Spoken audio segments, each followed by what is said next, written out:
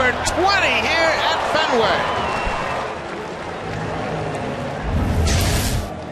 It was a great road trip for the Blue Jays. They went 4-2, but they are now 5 games out of the wild card berth. More importantly, they have 3 games to pass before they close ground on the second place Seattle Mariners. Rick Renteria, the first-year manager of the Chicago Cubs, is here. The Cubs haven't been here since 2008. And they've got a lot of youngsters in their lineup, and their lineup is really interesting, very young, and very inexperienced. Chris Coghlan is one of the few veterans on this team. His last 7 games, he's hit over 400. He's hit a double and driven in a pair. He is in the leadoff spot tonight and then down in the 5th spot. Wellington Castillo, the catcher, he's got a 5-game hit streak, 7 for 18 with 4 extra bases, and he's got 5 RBIs during that stretch. They're going to get their first look at young Marcus Stroman. As he gets ready for his 18th start of the season, Marcus Stroman, that's right, this is his first start versus the Chicago Cubs. There are his numbers this year, 9-5 with a 383 earned run average. Last time out, he beat the Tampa Bay Rays, 6 innings, just 2 earned runs. And the interesting part about that is he only threw 76 pitches to get through those 6 innings. He looked very good, very sharp with all of his pitches. It's what you want to see from a young pitcher, getting better and better at the end of the season. Stroman is set. Here's the first pitch of the ball game. It is upstairs for a ball, and we are underway. Chris Coghlan, we mentioned Coghlan is now 29 years old. He came up with the Marlins. This is his first season with the Cubs. He hits it off the glove of Stroman, and Coghlan is out. Hopefully that got a lot of gloves. Stroman waved off the dugout and said, "I'm okay." He is a heck of an athlete, and he was able to get his glove up and deflect that ball to the shortstop. That's a good sign right there, that he's smiling and having something to say to his teammates, his middle infielders. It looked like a changeup in Coghlan, all over it. Yeah, right off of the webbing of his glove. Ricochets right to Reyes, and he's fine. That is scary. Boy, that's as scary as it gets, and he's fortunate that he was able to duck out of the way. And not only that, but watch the reaction as he throws his glove up, and it just missed his head. That's all there was to it. He didn't get out of the way or anything. It was just off to the left of his head. Fortunately for Stroman, he is fine and set to face Javier Baez. He pulled his head back right away, and watch when the ball goes by him. He looks in his glove, see if he caught it. Looks in the glove and says, no, it's off the glove and right to Reyes for the out. Listen to it one more time. You can clearly hear the baseball hit the leather of the glove. 1-1 to Javier Baez. Breaking ball in the dirt. Baez is just 21 years old. He's from Bayamon, Puerto Rico, outside of San Juan. Went to high school in Jacksonville, Florida. He was a Cubs #1 pick in 2011. And this young man has got some bat speed. A lot of bat speed, what generates a lot of power and a lot of home runs. He played in 104 games in AAA Iowa this year, hit 23 home runs, and drove in 80 in 104 games. He's been struggling lately, just over 100, and that's why he takes a big wild swing and strikes out. Navarro with the tag. Take a look at the defense, and this is going to be the outfield lineup most of the days down the stretch here. Kevin Pillar is in left. Anthony goes in center. Jose Bautista in right. Danny Valencia, whose 20th start at third base. Reyes and Goins up the middle. Lynn at first. And the former Cub, Deanna Navarro, is behind the plate. And out at second base, Ryan Goins. He was flashing the leather once again in Boston. Made a couple of very nice plays. And they really miss when he's not in the lineup offensively and with his glove. Goins at second has really done a great job. He's a shortstop initially, and he's moved to second base and handled it very well.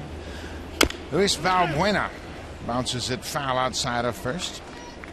If you recognize the name Valbuena, he was with the Blue Jays in spring training in 2011. Blue Jays purchased him in November. He went to camp, and the Blue Jays didn't have a spot for him, so the Cubs claimed him off waivers, and he's been a good pickup for Chicago. He had a good spring, and I thought he was going to make the team because he could play all over. He could hit just a little bit. He's 16 home runs from Valbuena. Ground ball. There's Goins at second. He got a nice hot, good start for Marcus Stroman, despite the fact he nearly got one in the coconut. 10 pitches. He's through the first.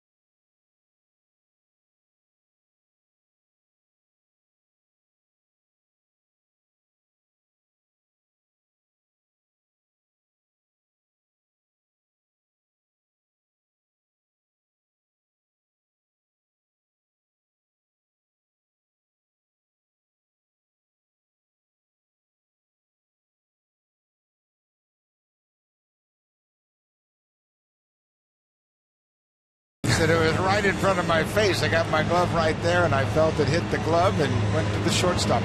He deflected it right to Reyes. It's a 1-6-3 ground out. Take a look at the lineup for the Blue Jays. They have homered in 11 straight games, and they have hit 18 home runs during the 11 games. Also, Jose Bautista, he's got an 11-game hit streak, and he's got good numbers against the National League. He has a 38 home runs and 94 ribbies in 146 interleague games. And when Encarnacion, he played a lot with the Cincinnati Reds, so he knows all about the Cubs. He's got 8 home runs and 24 RBIs in 54 games against Chicago. Blue Jays are going to have to keep swinging the bats to win these ball games. They'll get their shot at Jacob Turner tonight. Turner's posted some decent numbers since joining the Cubs rotation. His record is 1-1 in his starts with the Cubs. 2 starts, 2 relief appearances. He earned his first win with the team in last Monday's 4-2 victory over Milwaukee. He matched the season high with 7 strikeouts in that ball game. He was acquired from Miami this past August for a couple of minor leaguers, and they really like him. He's young. He's 23 years old. He and Marcus Stroman both 23 years old, and they're both former #1 picks. Jose Reyes takes that fastball outside.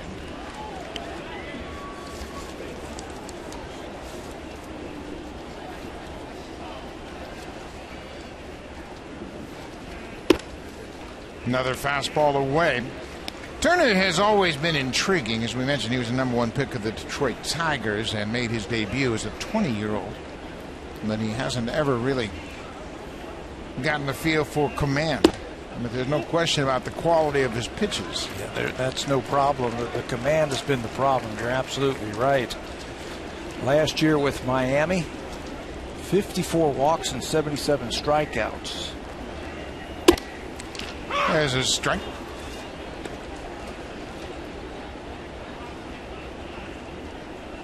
Three and 1 to Reyes. We saw Bautista on deck. Ground ball. Mike Holt at first throws to Turner, give him an awkward feed, but Turner was able to make the play. 1 down. Take a look at the Cubs defensively in the outfit. It's Coughlin, Alcantara, and Soler. Jorge Soler, 6'4" in right field. Paleka's at third. Baez and Watkins up the middle. Mike Holt is at first base, and the catcher is Wellington Castillo. Javier Baez playing shortstop tonight for the Cubs because Starlin Castro twisted his ankle. He is out. Baez came up as a shortstop. They moved him over to second base. Now he is back at shortstop until Castro is back. They're hoping he gets back the last week of the season. And he made 2 plays yesterday that were outstanding in Chicago. Going to his left, he's got a very strong arm. He's playing in the hole against Bautista. And Jose takes the first pitch strike. We mentioned Bautista riding an 11-game hit streak.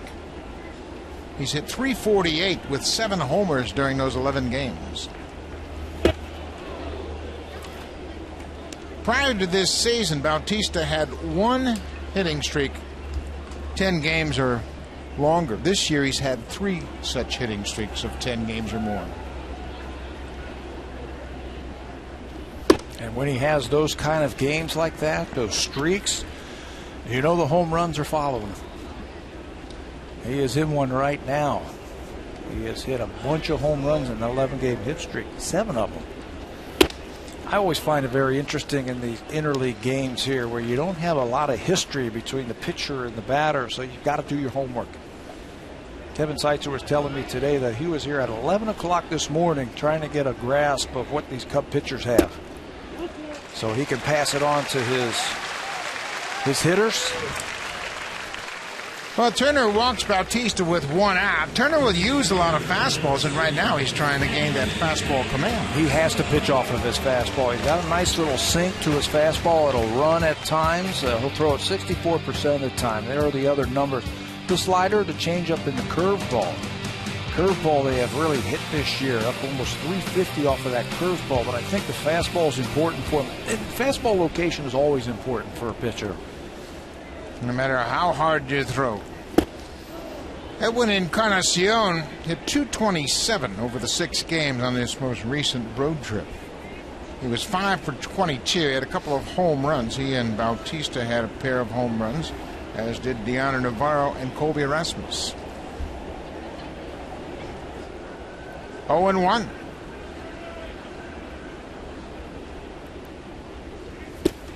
That ball gets away from Castillo, and Bautista will move into scoring position. It's a wild pitch, but it didn't appear as though that ball hit the dirt.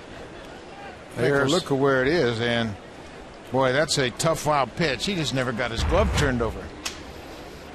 You catch that ball with your palm up, you catch it every time. Yeah, he was crossed up on that one. The running, sinking fastball like that, he just couldn't get over in time to knock it down. Takes the double play out in order. Bautista got a running start, and what a throw by Castillo. Oh, man, Bautista got a running start. I thought it was a stolen base for sure. And now Bautista and Rivera looking into the dugout. Bautista felt like he had avoided the tag and was able to put his hand on the bag before the tag was applied. Watch the jump at second. That's the running start, but they get rid of the ball quickly, and Castillo comes out firing. And this is going to be reviewed, I think. Here it is at the plate, at the base. And maybe Jose's got an argument. Yeah, and the glove certainly did not hit the hand. Watch the hand grab the base before that glove hit him in the chest. Castillo has thrown very well lately. He's thrown out 8 of the last 10 base steals. And that one's going to be blocked out. But you can see how his left hand hit the bag. But the Blue Jays are not going to ask for the review. Bautista is caught stealing 2-5. I tell you what, you can't fault him for running on that one. That was he had a running start. Yeah, running start before Turner even got rid of the ball. Castillo just made up for that ball in the dirt. Well, we mentioned Castillo has now caught 9 of the last 11 base runners trying to steal. Breaking ball hit to the third baseman. Paleka has it, and the inning is over. Good start for Jacob Turner. 3 up, 3 down.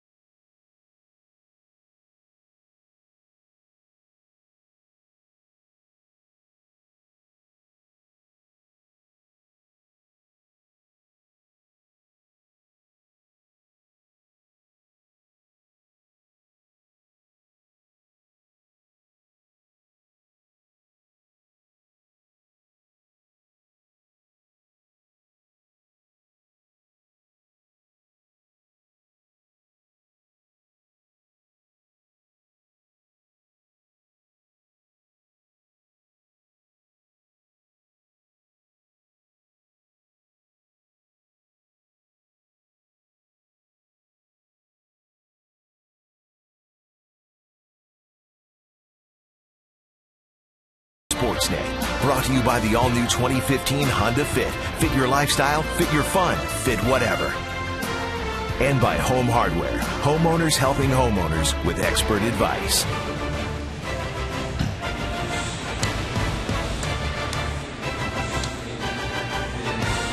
"19 degrees on a fall-like evening here at Rogers Center, and there's a cool breeze whipping around. It might factor in. We were down on the field during BP, and it was blowing around pretty good. Jorge Soler will step in the box, and he fills it up. He's a big fella. He's hit in 8 of his 9 big league games. They're really excited about what he brings to this ball club, and they were patient with him, keeping him down in the minors. He debuted August 27th, just 22 years old, from Cuba. Yeah, he's a big dude, and the ball really jumps off of his bat. There's a base hit for Soler. Leadoff single here in the second. Now he has hit in 9 of his 10 big league games. Is it that easy, Pat? No, it's not. He certainly makes it look easy. Breaking ball, and he's got plate coverage. Stayed right on that breaking ball and hammered it right back through the middle.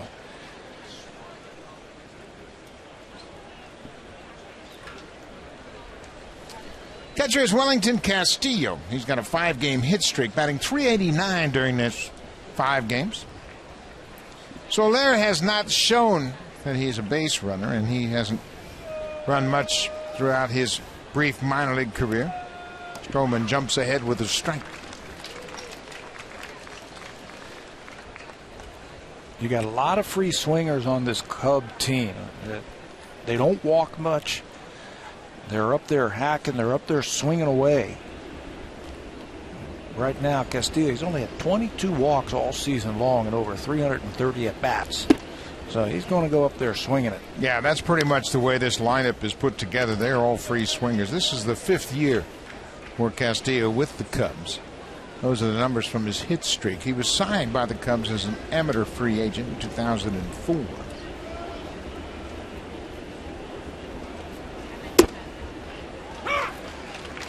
One and two. Stroman finds that outside corner. Marcus Stroman, boy, we have talked about adjustments, and he's had his ups and downs. He's had some real clunkers as starts, and then he's been dominant in others, but he makes adjustments. When he's dominant, he's got that good breaking ball. It's bouncing ball. Goins comes into the baseline and tags a runner and goes to first for a double play. He plays like a veteran. He never panicked and knew he was going to get in front of Soler when he caught that ball, tagged him to start the double play, and then calmly threw to first to get the catcher. Last thing a coach will tell you if they're a runner at first base, don't let the second baseman tag you on a ground ball, because that's what's going to happen. It's going to be an easy double play. Marcus Stroman certainly likes that. The best thing you can do, either run over the fielder after he fields the ball, stop, try and get into a rundown, but you don't want him to tag you. Yeah, you just back up, and chances are you're going to get into a rundown. But he ran right into that tag. This is Mike Olt. A 154 average, but he's got 12 home runs. He goes around after that breaking ball. He's got a lot of juice in his bat, but the inconsistent at-bats have really held him back. Came up with the Texas Rangers, and he was a big prospect for the Rangers, and the Cubs picked him up. I'll tell you, if Marcus Stroman's breaking ball is working tonight, he could have a high strikeout game. If he throws enough strikes with it. He's already had one. Mike Olt had a career-high 3 hits in yesterday's game. That was against the Pirates, and there's a strike. Now it's 2-2. We mentioned when Stroman struggles, he elevates the ball, gets up in the zone, and he's down where he wants to be tonight. Yeah, he's finishing off the pitches and really reaching towards the catcher. There's that run back fastball. Catches the outside corner. 2 strikeouts so far. Lots of movement from Stroman early on.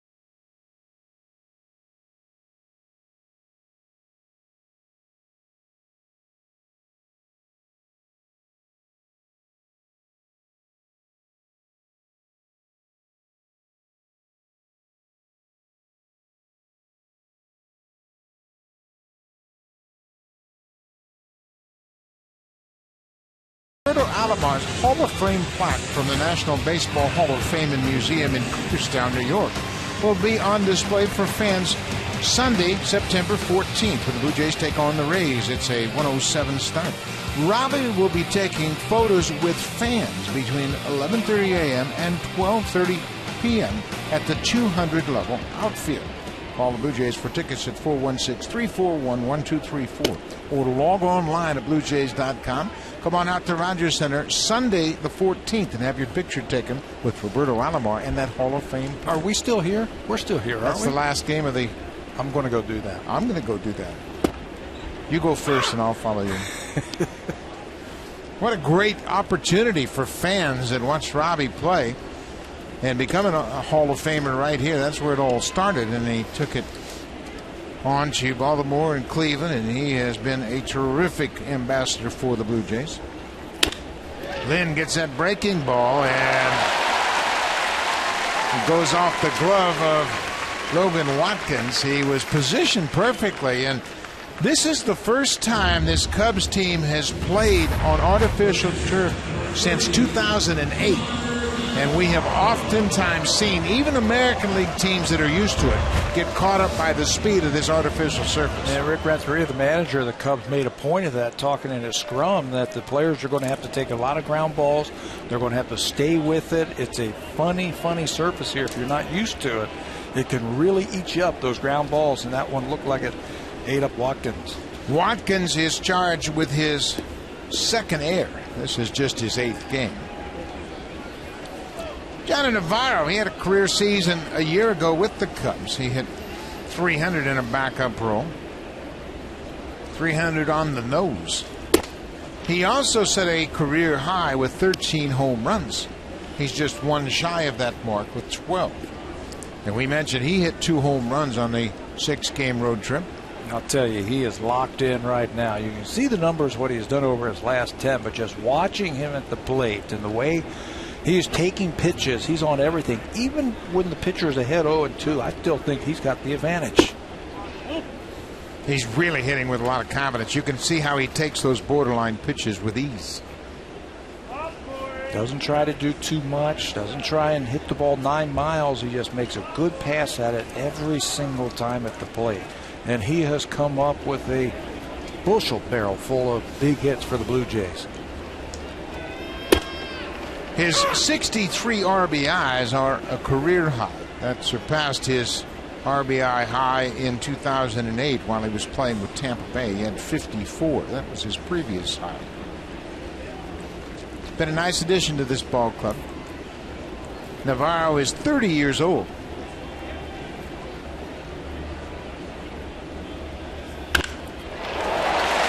Good scouting report, Pat. Lynn steps on second. He heads to third. Navarro is hot as a firecracker.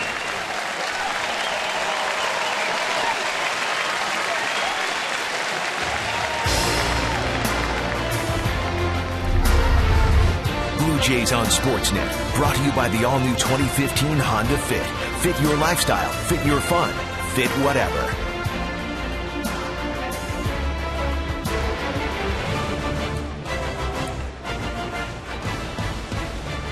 Blue Jays have something going here in their half of the second. Navarro hit a bullet in the right. Yeah, he got his double digit in home runs, like you said. He's got 12. Now his next goal, he wants to hit 300. He wants to finish the season at 300. And he started today at 282. He's on his way once again. Danny Valencia backs up from an inside pitch. Valencia, he had a rough road trip. He had just 3 hits in 6 games. But he had 3 sacrifice flies and a home run. And remember in Tampa how hard he hit the ball and had nothing to show for it. I think he hit the ball hard in those 3 games. He probably hit the ball hard about 6 or 7 times and just didn't have anything to come up with. Yeah, and he said, you know, I'm 0 for 9. I need hits. I don't need quality at bats. I told him one day, I said, Danny, they'll all even out. And he said, no, they won't. There's one that'll even out. A broken bat RBI single. See, you were right. Yes. Lynn comes in. He reached on the air, and Valencia drops one in. If you play long enough, they all even out, and they're going to even out for Danny Valencia. Hit some balls right on the nose in Tampa. Could not get any base hits, but he'll come up with one right here. Turner wanted that ball down and away. Watch the movement he gets with that fastball over the middle of the plate, and Valencia hits it in the center field for the first run of the ball game. Yeah, they were trying to go down and away, missed all the way across the plate inside, and Danny Valencia picks up his 22nd RBI of the season. 1-0 Jays. Still nobody out. Kevin Pillar takes one inside. Pillar hit .235 on the road trip. Going to get an awful lot of at-bats down the stretch. He's playing in left field. The injury to Melky Cabrera opened up the opportunity for Pillar. There's a ball driven deep to left field. Coughlin is back on the track, and he makes the catch, and Navarro's not going to be able to tag up. Navarro may have been better off to go back and tag and move over to third. He could have advanced to third. That ball was hit high. Didn't look like it had a chance to go out. Coughlin stayed with it and made the catch. Yeah, even if that ball falls in and he can only move up 90 feet, you still have the bases loaded and nobody out. Coughlin with a nice catch right up against the wall right there. And this is a tough play for a base runner. You're not real sure if it's going to be caught or if it's going to fall in there. And the rule of thumb is the closer the outfielder comes to the ball, the closer you get to the bases. And right there you could see Navarro was way off. He's going to go and talk to Luis Rivera now about that play. Safe, play it safe, you tag up, you move up to third base, and you're standing there with less than 2 outs. Chris Bosio, the former pitcher, is the third-year pitching coach for the Cubs, and he's been working with Turner since Turner has joined the Cubs. And Bosio was an innovator. He was a pitcher that would stand on the mound and make up things as he went along. He had a great feel for pitching. And Turner is not there yet, and Bosio is really trying to help the youngster out with pitch sequences. He doesn't really think he has a feel for the quality of his pitches, and Bosio is anxious for him to use his changeup more. And he thinks it's a very good pitch for him, but Turner hasn't gotten to that point yet. It would be a nice compliment to his fastball. Bosio, he could spin a baseball. He could do different things with it.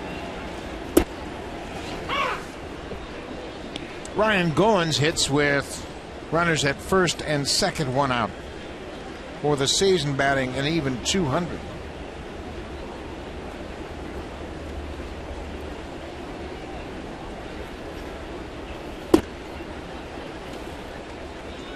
One and one. Blue Jays have scored a run here in the second. Danny Valencia with an RBI single.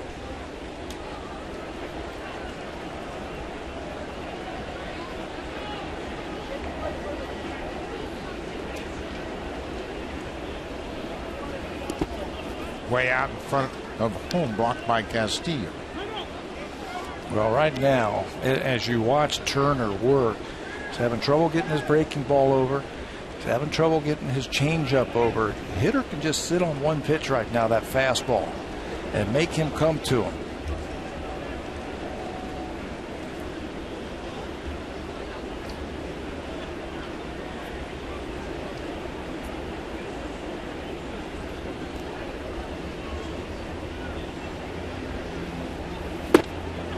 There's the changeup, and you were right. He's got to use that changeup. It was moving down and away, and everybody's thinking just fastball now. But if you show them a few changeups, it'll change their tune. The ball was off the plate too.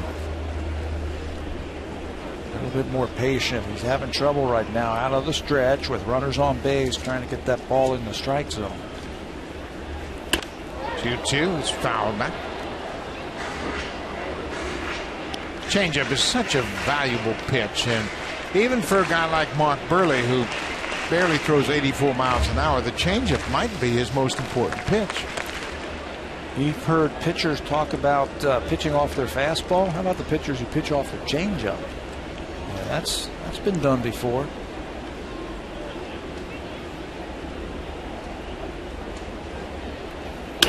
Ground ball. This should be 2. Watkins almost throws it away, but look at the athleticism of Baez, and that might get a review there.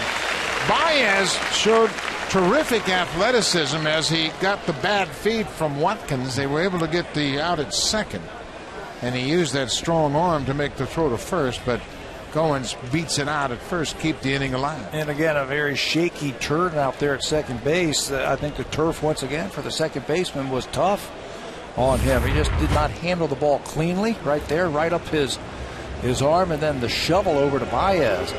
What an arm. Yeah, here comes Rick Renteria now, and I think they're going to review this. It appears as though the foot is still in the air as that ball is being caught by Mike Olt at first. Jerry Lane is the crew chief, and he made the call. Renteria is out now waiting for the signal from the dugout. He said, "I'd like you to look at that one, Mr. Umpire, if you will." So Hunter Wendelstedt, the second base umpire, will join the crew chief, Jerry Lane. The Super Slow-Mo is brought to you by Jose Cuervo, the world's best-selling tequila. Have a story with Jose Cuervo. Well, let's take a look at it one more time in the Super Slow-Mo at first base. As you see the first baseman Olt stretch for the ball. You tell me when that ball's in the glove now. Yeah.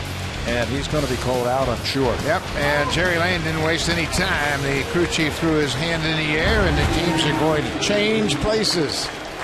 Jerry Lane corrected himself. The inning is over. We'll go to the third. It's a 1-0 Blue Jays lead.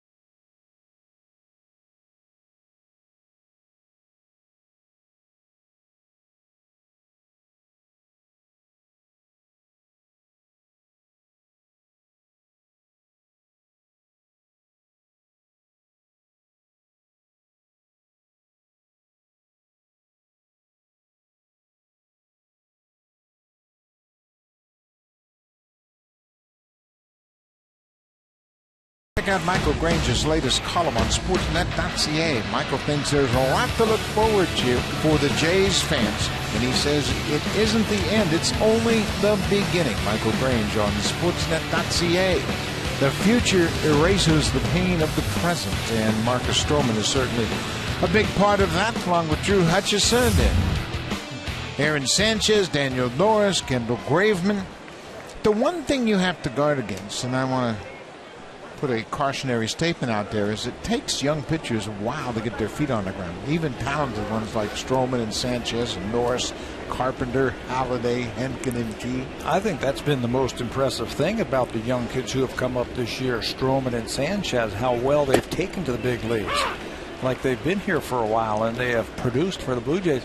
Also on that article, you could see on that one line, the 2015 schedule has come out already for the Blue Jays. It sure has, and it was interesting. The Blue Jays received their schedule. They will open up in New York and Baltimore before they come home to open up the home schedule against Tampa Bay.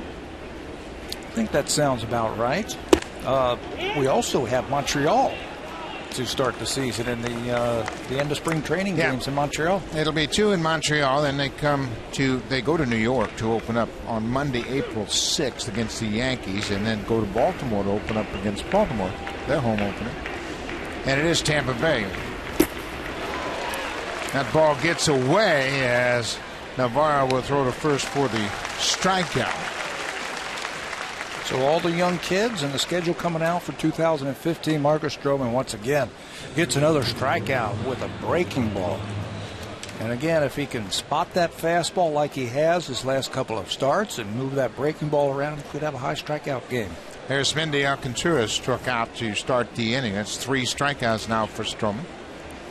Logan Watkins, who contributed to the Blue Jays run, he committed that error on the ground ball off the bat of Adam Lind. Of course, the Cubs are missing 2 of their key offensive players, the shortstop Starlin Castro and their first baseman Anthony Rizzo. Chances are they'll be out for the rest of the season. Yeah, Rizzo's a 30 home run hitting first baseman, and Starlin Castro athletic, and a shortstop who's got power. Castro sprained an ankle, and Rizzo is with the ball club. He took ground balls today. He's got a lower back problem. They'd like to see them both get back in and finish up if they could, but they're interesting guys.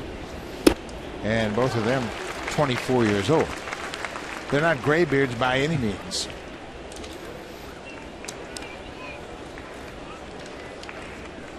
Logan Watkins playing in just his 17th game.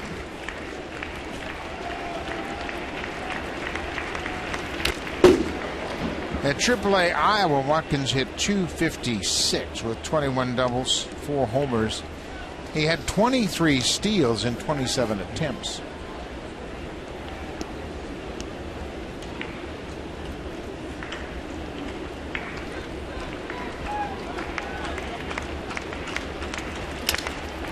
Broken bat. Look at the athleticism. Oh my. Not only the backhanded grab on a tricky ball, but then the ability to turn and make that jump throw to first base on the money to throw out Watkins. You know, we were standing around at Fenway Park after the game the other day when Marcus Stroman pinch ran and scored that run, and we asked him how he felt on that. What did he think about that? And he says, I miss playing baseball, playing these kind of plays. He loves pitching, but he also loves playing the game of baseball, and he's showing off right here. Look at this move. Yeah, he has done that before. Remember, he played second base at Duke as a freshman, so you can bet he's fielded ground balls like that. He's just a good athlete. And you know what? You have to applaud the Blue Jays for taking him first round. And that's a tough first round pick. 5'8". But he's able to create a downward angle. And, boy, his athleticism really helps him out. You think he would really play in the National League, right? Absolutely. He has the ability to swing the bat, run the bases, put down a bunt. Those guys like Mike Leake and Greg Maddux and Tom Glavine, they got the extra at bat in the National League because they were athletes. They could handle the bat. You didn't have to pinch run for them. They could score from second. Marcus Stroman would fit that bill perfectly.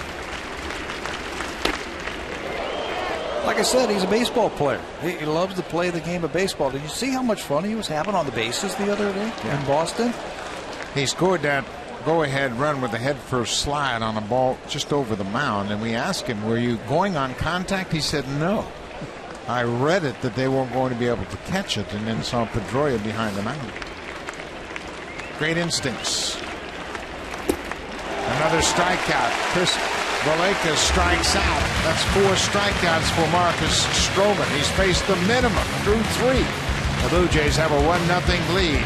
When the breaking ball is on, the strikeout numbers will jump. This is a wicked breaking ball to end the top half of the 3rd.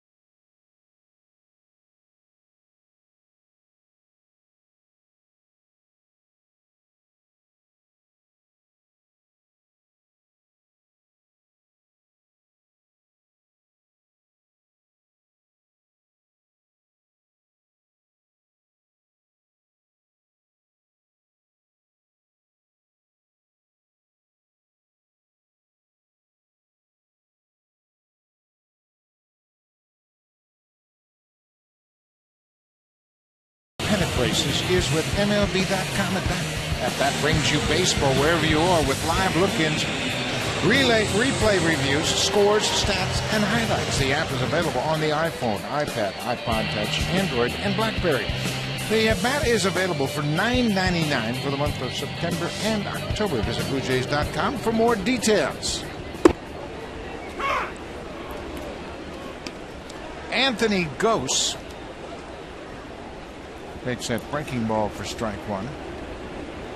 We might see more breaking balls and changeup from Turner now, after he had a visit from the pitching coach, Chris Bosio. You've got to be able to throw your second and third pitches over if you're going to have any success in the major leagues. I am sure that's what the message was from Bosio when he went out there. We're starting to see that right there. Another changeup on a 1-1 count right there, especially against the Blue Jays. Blue Jays love hitting the fastball, and they've got a lot of hitters in their lineup who can turn a good fastball around. So you have to change speeds, and you've got to use your fastball and then your secondary stuff. Chris Bosio pitched in the big leagues for 11 seasons, and he threw a no-hitter while pitching for the Mariners back in '93. And he was one of those guys that you'd say didn't have great stuff. He just knew how to pitch. There's a ball driven to left and deep. Coghlan back and reaches up and makes a nice running catch. Chris Coghlan has made a couple of good defensive plays in left field already in this game tonight. Throwing a couple of stars on those plays right there. He took a hit away from Pilar last inning, and now he's going to take away extra bases from Anthony Gose. He puts a charge into this one. Former National League Rookie of the Year runs it down. Coghlan was a Rookie of the Year for the Marlins in 2009. He had .321. Spent 5 years with the Marlins. Suffered a very serious knee injury. Celebrating after a Marlins win. He's never been the same. But he hit .321 that first year, and he's a terrific defender, but everybody thought he was going to be a big-time offensive player, and he hasn't been able to recapture that form he had in his rookie year. Look at that play by Valleca. And Reyes is out. Another hard hit ball. 2 down. Off of the left-handed batter, Reyes. He is robbed. Shot right to the glove side. One hop by Valleca, and he makes the play over to first base. Well, Jose Reyes is due for a hit right there because that was a heck of a play. Valleca started his career with the Cincinnati Reds. He played parts of 2010 and 2011 in Cincinnati, and then didn't surface again until the 2013 season with Miami.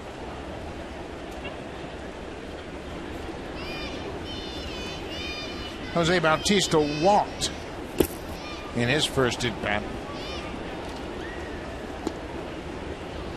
He advanced to second on a wild pitch and then was caught stealing, trying to steal third.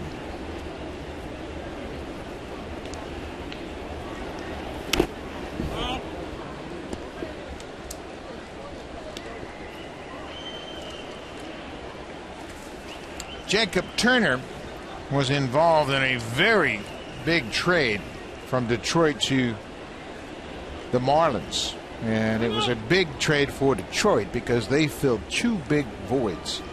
They got Aníbal Sanchez, the pitcher, and Omar Infante, the second baseman. Turner was the big name going back down to the Marlins, and he looks like a Tiger type of pitcher, doesn't he? And by that I mean tall and lean and long arms. He's just 23 years old, and you forget the fact that he was a former #1 pick. He was the 9th overall pick in 2009, and he really hasn't grasped pitching in the major leagues yet. Opponents average 280, whip almost 1.5. It's been a struggle for him. Bautista fouls it back. Here's where he's had most of his problems with 2 outs. He hasn't really learned how to finish off innings. He has the highest opponent's batting average, a minimum of 100 batters faced. They've hit .357 when he's got 2 outs.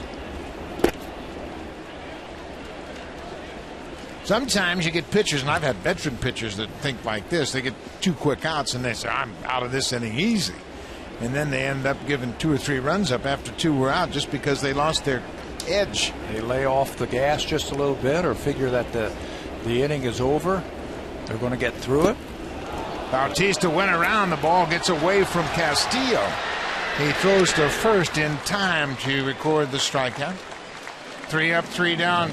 Turner retires the Blue Jays in order. We'll go to the fourth. Jays have a 1-0 lead.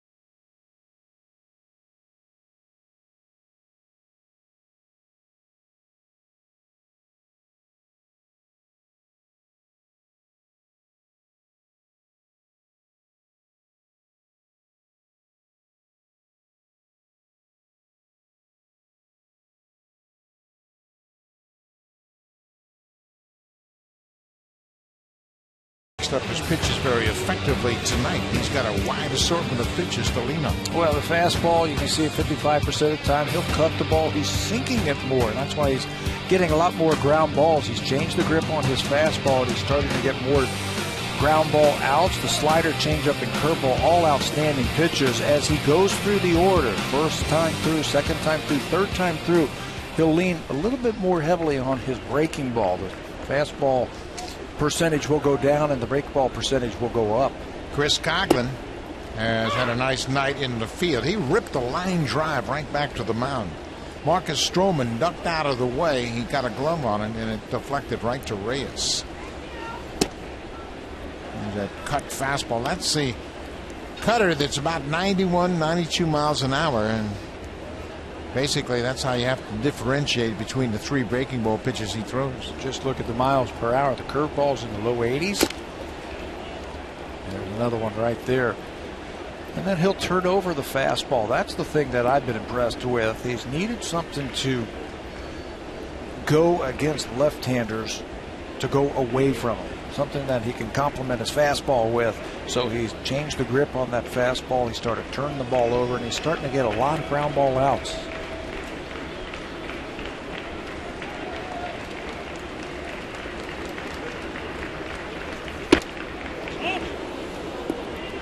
Yeah, he's got a pretty good feel for how you manipulate the baseball, and not everybody can do it.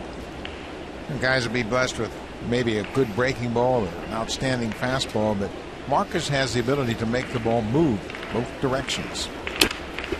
Breaking ball, big hop for Goins. Coughlin is out. 1 down. For Marcus Stroman, this is his 18th start, and came up and made 6 appearances out of the bullpen. But boy, since he has moved into the rotation, he's been dominant. And you were saying it earlier that at times he's had some flunkers and he's had some problems. He's gone to the mound where he didn't have his breaking ball or his fastball command, but he has fought through it, and he's given the Blue Jays innings. He has given them a chance to win ball games. He's got 9 wins in those 17 starts for the Blue Jays. He has had short starts 4 different times where he didn't get out of the 4th inning. Of course, his shortest start of the season was at Chicago against the White Sox. He lasted just 2/3 of an inning. Was charged with 5 earned runs on 5 hits.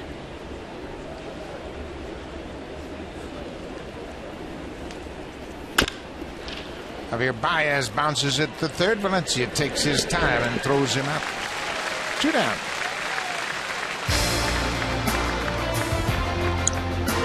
save during the plumbing, heating, and electrical expert sale. Only at Home Hardware and Building Center locations. Homeowners helping homeowners with expert advice.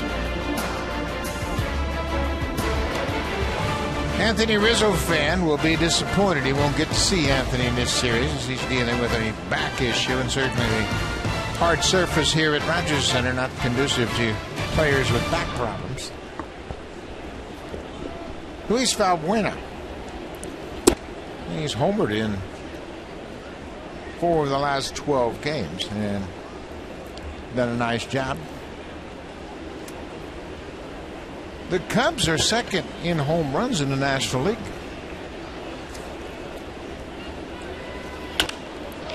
It's a high fly ball to left. Pilar over near the foul line makes the catch. Quick inning for Marcus Stroman. Just 9 pitches and the Cubs are done.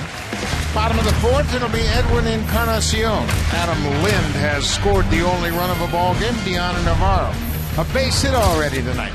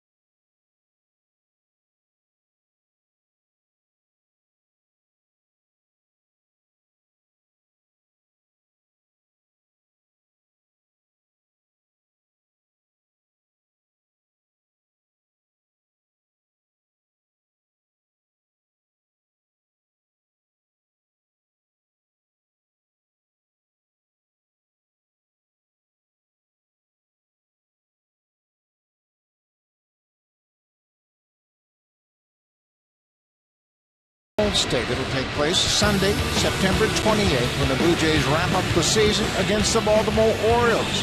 It's a 107 start. The first 20,000 fans will receive a Blue Jays warm winter hat. Call the Jays for tickets at 416-341-1234 or log online at BlueJays.com and order your tickets for the final Sunday of the 2014 season, Sunday, September 28th. 1-0 ball game. Jacob Turner delivers to Encarnacion inside.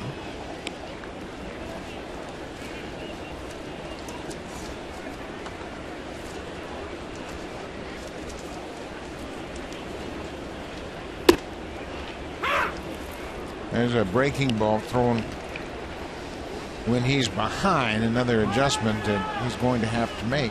Yeah, you can't just keep pumping fastballs in there, especially against somebody like Edwin. There's a drive to left field. Coughlin is not going to catch this one. Bounces past him. Encarnacion will stop at first with a long single.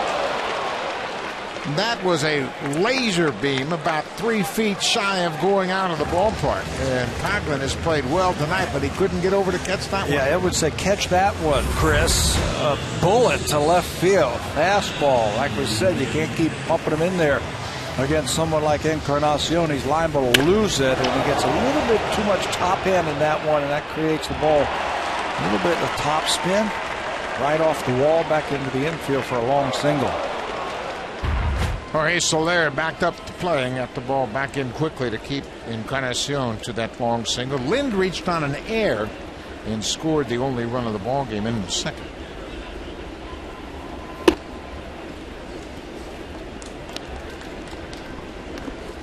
Lind is a terrific breaking ball hitter, and he has really hit well against right-handed pitching this season. Coming into this game, he carries a .361 average.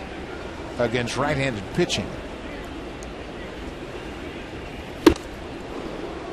Fastball right there. He had a great road trip, especially in Boston. The swing's a little shorter right now, and he's using the whole field, going the other way. He had 429 on the road trip. He had 9 hits and 21 at-bats. He drove in a pair of runs, had 1 double out of those 9 hits.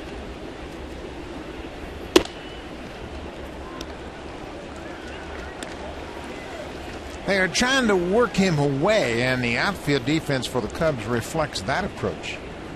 He's driven the ball well to left field recently. The infield is basically straight away, just a slight step toward the pull side. Pull side, and the outfield the other way, just in case he gets one of those pitches away. Gets it airborne.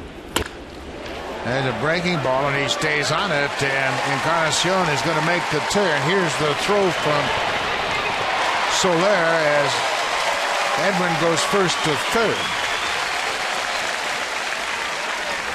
Soler was playing very deep in the outfield, and the ball wasn't hitting hard by Adam Lind. It looked like it might have been off the bat just a little bit, but Encarnacion did a great job of reading that ball off the bat, reading where Soler was. Watch where it is, right off the end of the bat, breaking ball down and in, and Edwin breaks right away. He takes a quick look to see where Soler is, and he says, I can make it off the big rookie, and he hustles all the way to third base. Blue Jays have asked Encarnacion to be conservative on the bases with that problem with his quad muscle, but he was running pretty well there, went first to third. Back-to-back singles here in the 4th for the Jays. Couldn't ask for a better hitter at the plate right now with runners in scoring position. Down Navarro hit a line drive to right.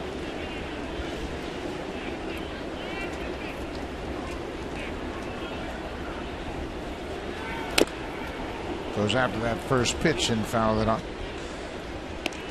1-0 Blue Jays. They lead it here in the bottom of the 4th. They have a run on 4 hits. The Cubs no runs on just 1 hit.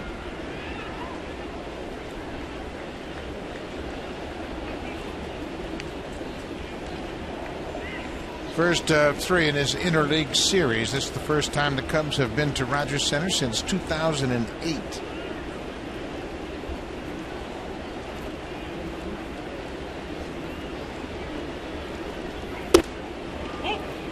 Breaking ball just missed the inside corner. You can see Diana Navarro really tucking that shoulder, reading the pitches right out of the hand of the pitcher. Hit a ball hard his first time up to right field.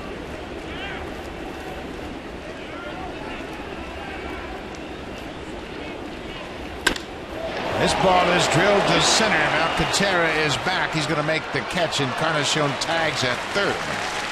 And Navarro picks up another RBI. Another well-hit ball makes it 2-0 for the Jays. Navarro, RBI number 64. He smoked that ball to center field. Arismendi Alcantara gets all the way back, and by the time he catches it, Edwin can score the second run for the Blue Jays. They have done a good job, the Jays, lately over the last week or so, of cashing in runners from third base with less than 2 outs. Danny Valencia drove in the first run of the ball game. A single to center. And knocked home Adam Lind.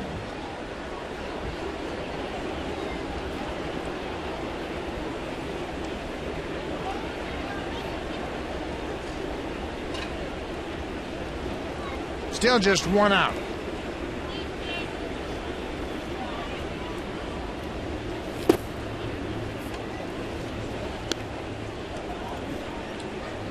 Turner just trying to work through the batting order for a second time. Back-to-back singles to start this inning. Navarro with the sac fly. Second time through for him. He'll start using his slider just a little bit more. He'll back off of the fastball. Valencia hits it hard and right into a double play. Danny Valencia is hitting in tough luck lately. A lot of his hard hit balls have turned into outs. We have played 4 innings. It's 2-0 Blue Jays. Let's check in with Blue Jays Central. Here's Jamie Campbell and Greg Zahn.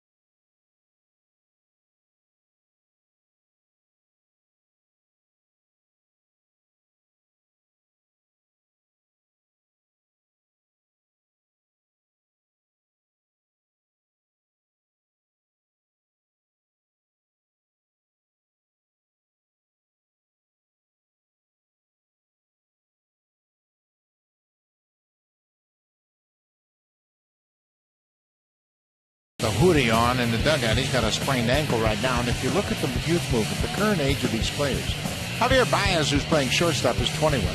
Soler's the right field. He's 22. Alcantara is the center fielder. He's just 22. Starlin Castro's already been an all-star. He's 24. And Anthony Rizzo, 25. And he had a 30-home run season this year. They have not had a record over 500 since 2009, but with these young players, as Soler grounds to Valencia, with these young players, I think the future is looking bright. That's just 5 of them. There's more on the way. Chris Bryant, I believe he had 43 home runs in AAA. He's an outfielder. Addison Russell, they got from the Oakland A's, is a special player. He's a shortstop. And the list goes on and on and on. They just need some pitching. Yeah. And what you have to do as an organization is identify the position players you want to stick with, the guys you want to build around, and then see who the leftovers are and move those talented young players for pitching. That's how you get better. Blue Jays did that early on. They developed an awful lot of position players. They had an excess of players, and they picked up some key players, including David Cohn for Jeff Kemp. You know what this kind of reminds me of, this building job right here that Theo Epstein and the Cubs have gone through over the last couple of seasons with the young players. It's what the Kansas City Royals did just a few years ago. They had a lot of high draft picks, and they drafted a lot of everyday players. Mike Moustakas, Alex Gordon, Eric Hosmer was a high draft pick, and they didn't have the pitching to back it up. They went out and they traded for James Shields. They have Will Myers, another young player. So they had a lot of good everyday young players get to the big leagues quickly, and then they filled in with pitching once they got there. They made a great trade with the Milwaukee Brewers. Kansas City did, and they traded Greinke. They got Alcides Escobar. They got Lorenzo Cain. They got Jake Odorizzi, who was part of that Shields trade. They did a terrific job of taking a pitcher they couldn't afford and was on the verge of free agency, and getting several players in return. Kind of like what the Cubs did with Jeff Smarja and Jason Hamill. Yeah, there was a situation where Marcus Stroman might be making the start tonight for the Cubs. That's who the Cubs had their eye on: Stroman, Hutchison, and Dalton Pompey. That's a hefty price tag. Long run for Lynn down in the no man's land, and he couldn't make a play on it. It drops in foul ground. But when the Blue Jays were talking with the Cubs, there was a lot of speculation it was going to be Stroman, Hutchison, or Sanchez. And Pompey. No way. I'm sure glad it didn't work out. Yeah. That's your whole future right there for one guy. Blue Jays said, no, pass. You know, we forget about Hutchison because we've talked about the youngsters. Hutchison just turned 24. There's a line drive to center. Anthony Gose is there. Castillo is retired. This has been a terrific season for the youngsters gaining experience. When you look at Drew Hutchison, he's 24 years old. He's made 28 starts. Marcus Stroman didn't make his first start until May. And I think it's invaluable experience for these guys. They'll go into the offseason, think about next spring, and prepare for their second full season in big league. Yeah, you were talking about it earlier that there are some growing pains with young pitchers. Ryan Goins cuts in front of Reyes, and what a play. Goins alertly recognized that was going to be a tough hop for Reyes. Another low pitch inning for Stroman. Goins from the shortstop side of second throws the runner out.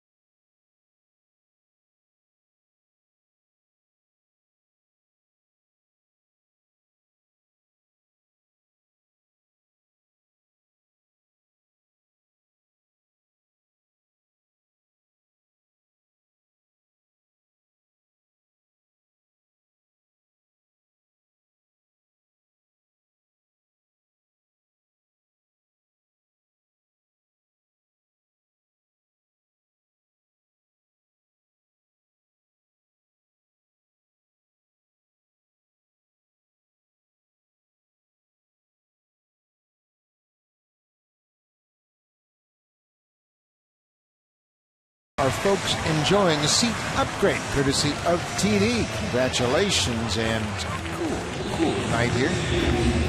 Over in the Jays Care Community Clubhouse are some very special guests from Sick Kids Hospital. Welcome to the ballpark. We hope you're having a great time tonight.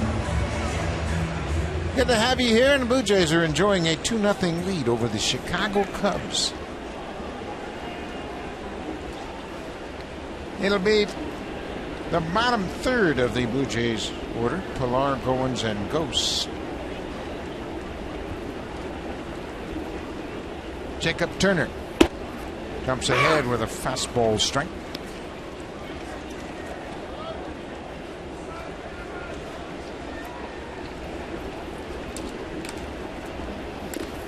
You know, it's really refreshing if you look at this Cubs defense. They're playing straight away. They don't know much about Kevin Pilar. They haven't faced the Blue Jays all season long, so why not play percentages? We haven't seen too many overshifts, have we? Not at all so far. Plus, you're dealing with a pitcher that's got command issues. So how in the world can you set up your defense if your pitcher can't hit his spots? You can't. You never know where he's going to hit us. So Rick Renteria and the Cubs are playing it pretty much straight away. Rick Renteria is in his first season. He was named manager November 7th, 2013. It's been a long time Major League coach, San Diego Padres. He was out there for a long time with Buddy Black. Renteria has an interesting background. He was actually a first-round pick of the Pirates in 1980. Fouled off. That's not the most interesting aspect. He was the 20th pick overall in that 80 draft, and then listen to the people that came right behind him. Jim Acker was Atlanta's first-round pick at 21. Terry Francona, Montreal's first-round pick at 22. Then Billy Beane and John Gibbons, both picked by the Mets. Has a good sinking fastball as Pilar strikes out. One down here in the fifth.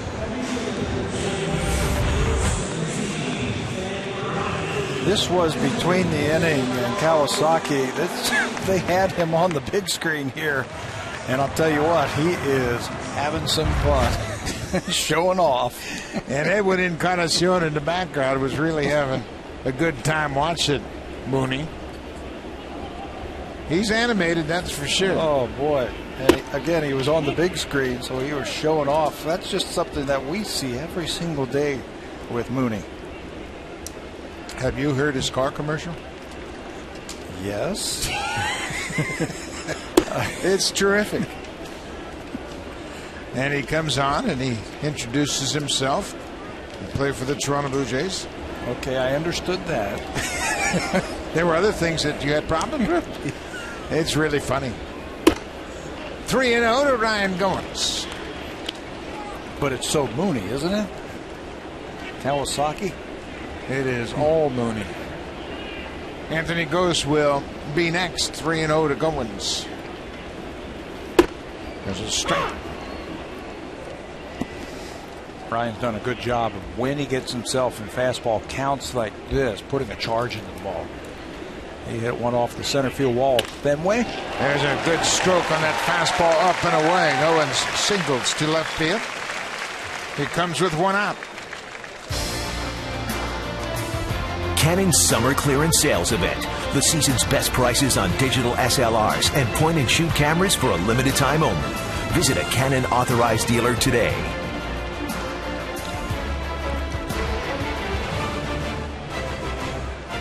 Beautiful evening in Toronto. It was 19 degrees at the start of play, and you can certainly feel the hint of fall in the air. Anthony Ghost was robbed of an extra base hit his last time up. That came leading off the third.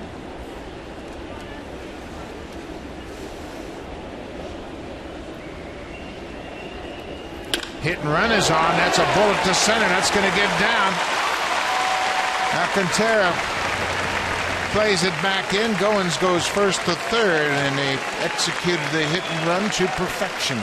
Both Goins and Ghost had a long look at Louis Rivera like there was something on, and there certainly was. Hit and run, and Goins is going to make it all the way to third base. 2 pitches, 2 base hits. Tough to play hit and run on a pitcher that's constantly falling behind. The Blue Jays run this one to perfection as Goins makes it all the way to third. 1 out. I got a question for you about the hit and run after this pitch. First and third. Don't you think sometimes younger players are really put in a good spot when they put the hit and run on? Because it makes them really focus on the baseball. Takes all the thinking out of their hands. Yeah, you're not thinking about where your hands are, or you're having a long swing. All you're thinking about is the baseball. Where is it? Let me just make contact.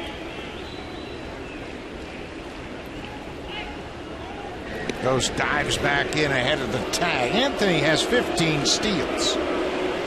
They're dealing with one of the strongest arms in the National League in Wellington Castillo behind the plate. He threw out Bautista in the first inning. Castillo has thrown out 9 of the last 11 runners attempting to steal.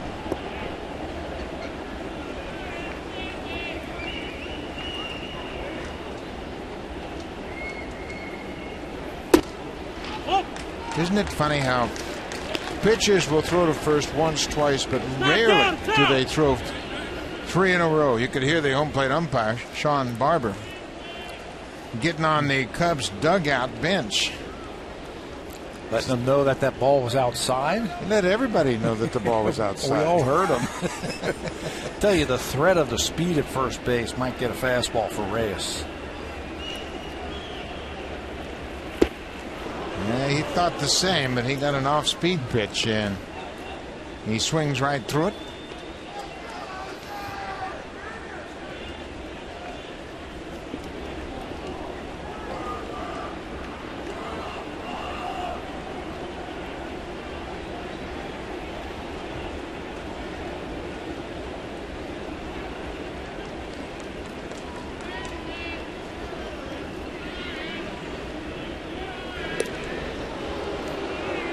Another throw to first, and Ghost will walk off quickly.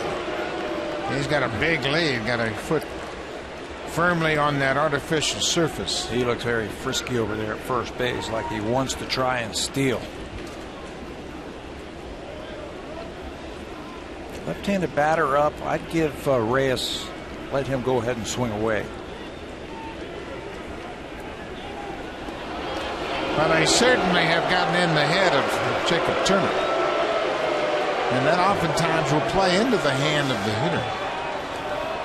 Get distracted, you make a mistake to the hitter, and he could lose it. That's what I mean about maybe they'll elect to throw him more fastballs with the speed of Ghost over there at first base. And that plays right into Jose's hand. It's a fly ball hit to left. Goins is tagging at third. Coughlin sets up for the throw, and they're going to hold the runner. Going to second is Ghost, alertly tagging in, moving into scoring position. Good job by Ghost reading the throw to the cutoff man. He got a good break at first and moves into scoring position. That is a heads-up play right there. You can tag both runners, first and third. Coughlin did everything right. He hit the cutoff man. Valaika is right in the cutoff position right here, but look at Ghost. He takes off, and not even a throw from Valaika to get him at second. That's an easy play for a base runner from first, because you can see the flight of the ball, and once it's headed toward the cutoff man at third, you should scoot and move up easily. Jose Bautista has walked and struck out.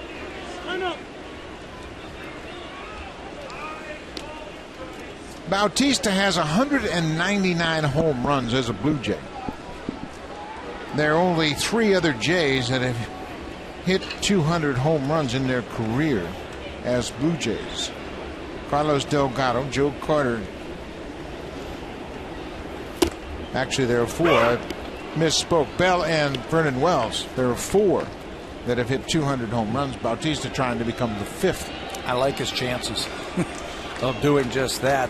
First base is open, and Turner has thrown a couple of off-speed pitches to Jose.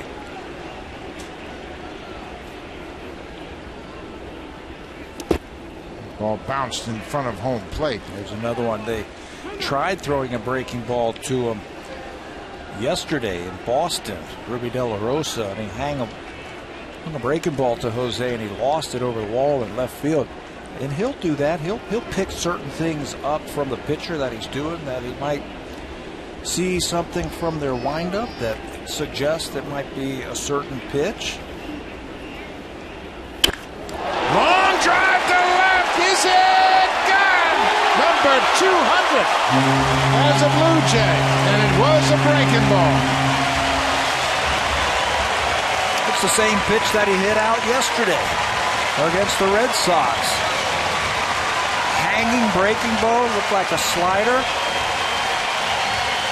And he picked something out and hammered that ball out of here. Fifth player in Blue Jay history to hit 200 home runs as a Blue Jay. And he does it faster than any of the other four. His 200th home run comes in game 791.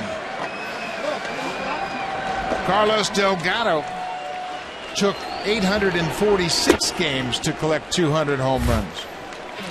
Delgado, leader of the pack, 336. Vernon Wells, 223. Carter with 203. Bell, 202. And now Bautista, an even 200.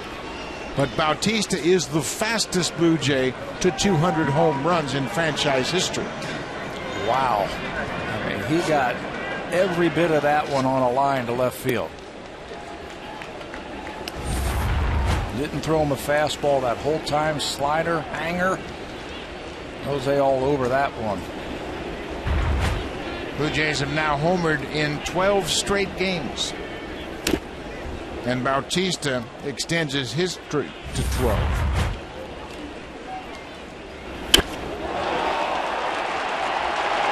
Ball got out so quickly, didn't have time to go foul. Kept it right on the line down the left field line. His last two homers have been 3-run shots. Encarnacion hits it hard to the third baseman. Valleca throws across the diamond. The inning is over, but once again, Jose Bautista with a 3-run home run has given the Blue Jays a 5-0 lead, and here comes the Home Hardware cleanup crew, brought to you by Natura. Home Hardware's exclusive line of safe, environmentally friendly cleaning products.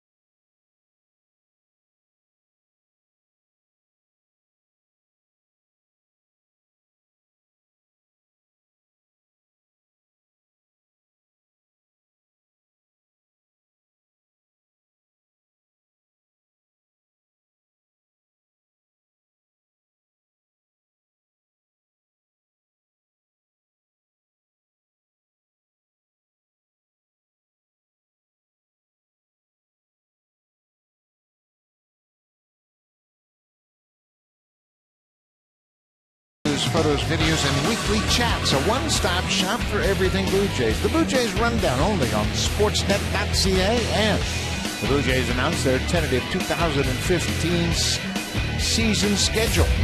39th season for the Blue Jays in the American League, and it begins Monday, April 6th at Yankee Stadium. Jose Bautista with a 3-run shot in the 5th has given Marcus Stroman a 5-0 lead. For Bautista, home run number 32. 3 RBIs, give him 92 for the season. Ball is bounced to short. Reyes quickly to first in time to get Alcantara. More ground ball outs. There has been one ball put in the air by the Cubs tonight against Marcus Stroman. That was the fly ball by Balbuena to end the 4th inning.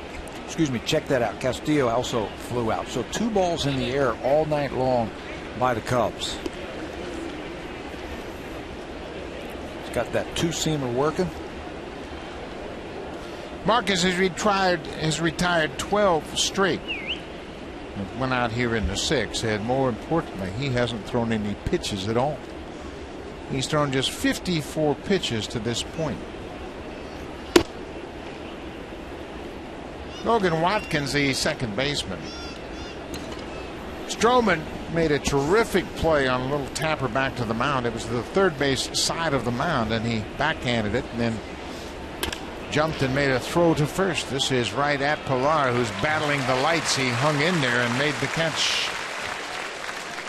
Marcus Stroman, a young pitcher who has really gotten comfortable. 10 home starts. His numbers across the board are impressive. And very good numbers for Stroman here at home. And he has faced Tampa Bay and the White Sox, Houston, and Texas, some of the other hard-hitting teams this season. Red Sox, Detroit, and 6-2, 2-11 earned run average for Stroman. Again, his last start versus Tampa, he threw 6 innings, only threw 76 pitches, and he's doing that again tonight. Low pitch counts. And what we have seen from Stroman all night long is the ability to keep the ball down in the zone. He's done a terrific job of making those adjustments. When he's up, he has a tendency to get knocked around a bit, but tonight, as we've seen last couple times out, Stroman working the bottom of the zone. Chris Valleca struck out in the 3rd. It's the last man that Stroman has struck out. He has 4 strikeouts. Make it 5. 3 up, 3 down. Stroman has retired 14 straight. He only needed 6 pitches in the 6th.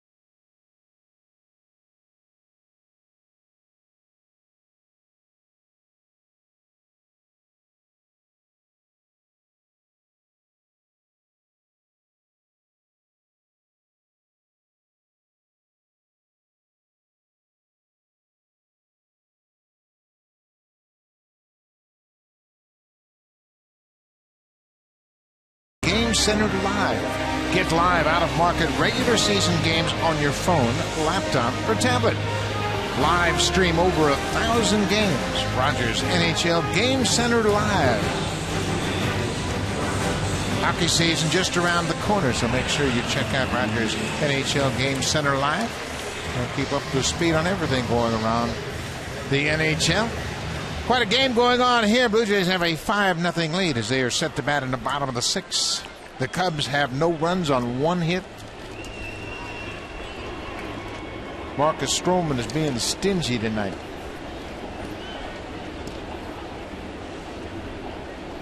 Adam Lynn goes after that first pitch. Nice hop for Valleca. 1 down.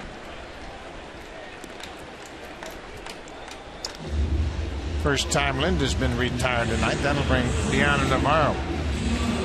He's had a good night again. He singled in the second, had a sac fly in the fourth.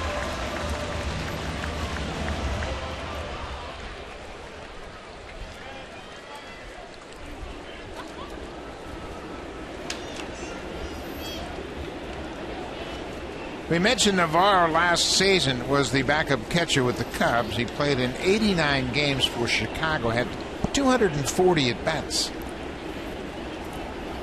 And he set a career high with 13 home runs. He is one shy of that mark this season. But he also mentioned to Pat that his #1 goal is to hit 300. Yeah, right now. He got his double figures in home runs. Now he wants to hit 300. It's up to 284 with his 1-for-1 tonight. Another RBI that pushes his total to 64. Came into this game with 429 at-bats. Another driven ball down the right side, but that's going to hook into the seats. Boy, he put a charge in that one, too. Well, you can see when he swings the bat, he is on everything. And that bat stays through that hitting zone such a long time. You've seen guys where they're into the zone and then they're out of it. They yank their swing out. They don't finish it. Deanna goes right through that baseball and finishes his swing.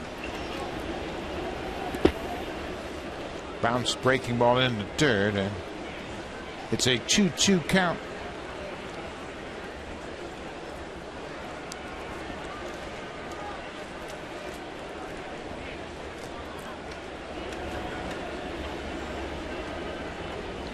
Navarro has set a new career high in at-bats this season.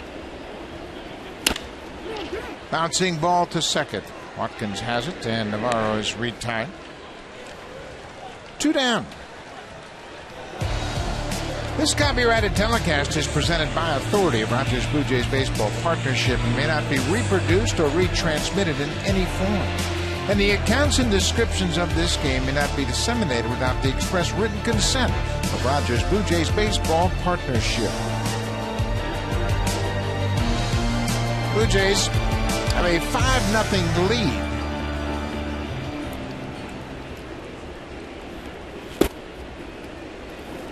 Danny Valencia put the Jays on the board with a single in the second inning. He drove in his 22nd run of the season. They owe him another blooper. I'll tell you, he put a charge into one right at the second baseman in his last at bat, but it was only a double play.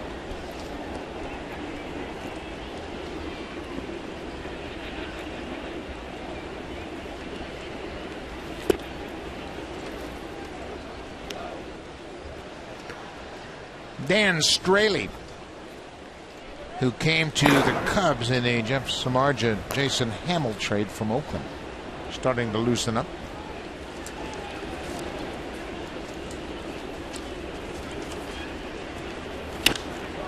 The fly ball to left. Coughlin coming in, makes the catch. The inning is over. Good inning for Jacob Turner. He retires the side in order on just 9 pitches. Coughlin will lead things off against Stroman when we come back.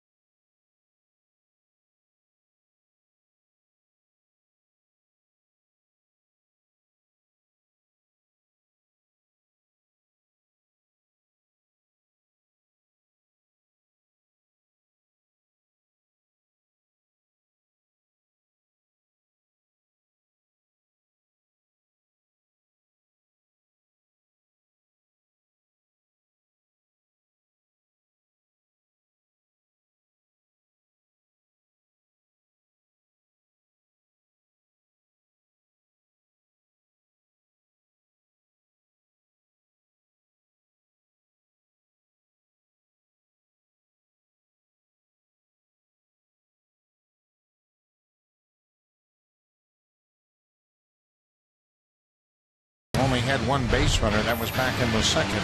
And everything has worked for him because it's been down. Yeah, we talked about that in the opening about Marcus Stroman. He is really good when he keeps that ball down, and he's got the breaking ball into a good spot. He has recorded 10 outs on ground balls. He's had 5 strikeouts and 3 fly ball outs. When you keep the ball down, it makes it hard for the batter to square it up.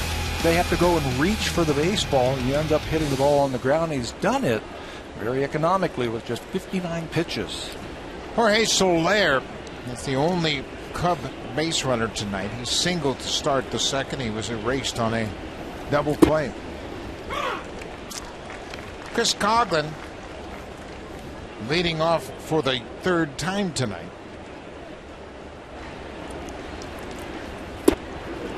Well, that's a good changeup. Not only is it slower than his fastball, but it had wicked movement down and away. And great arm action. Again, this is starting the 3rd time through the lineup now for Marcus Stroman. And if you look at the numbers for him, the fastball percentage goes down and he starts to throw more breaking balls 3rd time through.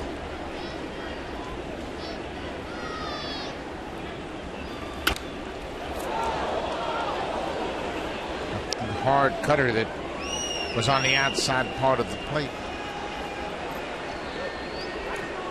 When you're catching a guy like Stroman, when he's using all his pitches and throwing strikes, it's like you got a big toy box and you're just having fun back there. Okay, how about one of these? A couple of those? Let's throw one of these in here. I mean, he's got it all working, and Navarro's having a ball catching him. I know he is. Yeah, okay. What finger should I put down here? Should I put the 2 down? A couple of these and a couple of those, and throw one over here, and he can do just about anything he wants. Wow, that's overmatched right there. That's 6 strikeouts as Coghlan's retired for the 3rd time. You know, DeHonor is so smart. He really wanted that fastball away, and it worked out. You can see Coghlan was looking for a breaking ball right there on that check swing, and DeHonor has used that fastball with 2 strikes a lot to really help out his pitchers. Excellent call by Navarro. Javier Baez, the shortstop, he has struck out and grounded out. Free swinger to Hopper to short. 2 down.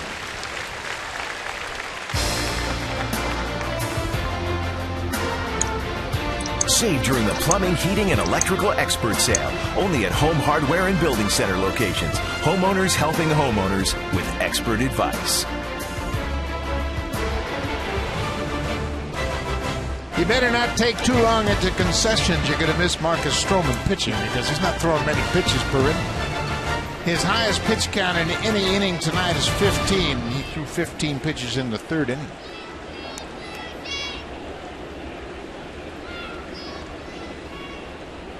You better get those ready-made hot dogs if you're going to the concession stand. He needed those 15 because he had 2 strikeouts. Struck out number 7 batter, number 9 batter in the order. Alcantara and Valleca. Luis Valbuena with a 1-1 count. Valbuena began his career with the Seattle Mariners. He signed as a free agent out of Venezuela. Spent the majority of his career in Cleveland. And he's been with the Cubs past 3 seasons. Update around baseball. Scoreless in Cincinnati, Cardinals and the Reds. Where the Reds have fallen on hard times. Cardinals have just leapfrogged Milwaukee, who is now in 3rd place in the Central. What an inning. Another 10-pitch inning for Marcus Stroman. He continues to face the minimum through 7.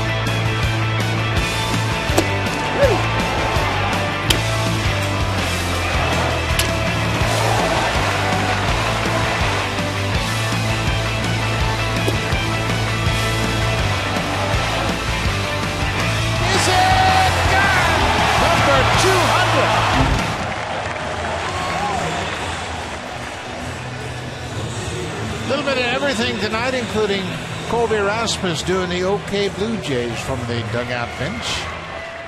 Bautista with a 3-run home run. Marcus Stroman 7 terrific innings. The hardest hit ball of the night given up by Stroman was the first batter he faced, Chris Coughlin.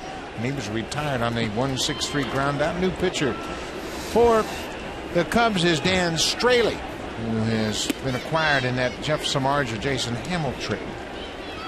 Straley is 25 years old. He was thought to be a big part of the future for Oakland in that rotation. Had to give him up. Kevin Pillar hits it deep to center. Alcantara is back. It's at the base of the wall. Pillar is headed for second. He'll stop there with a leadoff double. He's hit the ball hard twice tonight. He was robbed in the second. This time he made sure that nobody could catch him. Yeah, Chris Coughlin got him the first time up in the second inning on a nice play in left field. This time he puts a charge into a ball. It's right down the middle for Pillar. He's had better swings since he has come back up from the minor leagues. He made some adjustments in the minor leagues, and he is hitting the ball with authority now. Leadoff double, his 7th double. Ryan Goins had a single his last time up. Takes a pitch on the inside corner for a strike.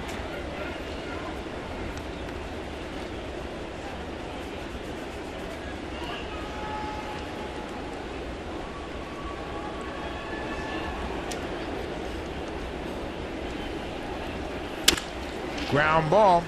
That'll move Pillar to third, and Watkins bobbled it, and Pillar's going to score.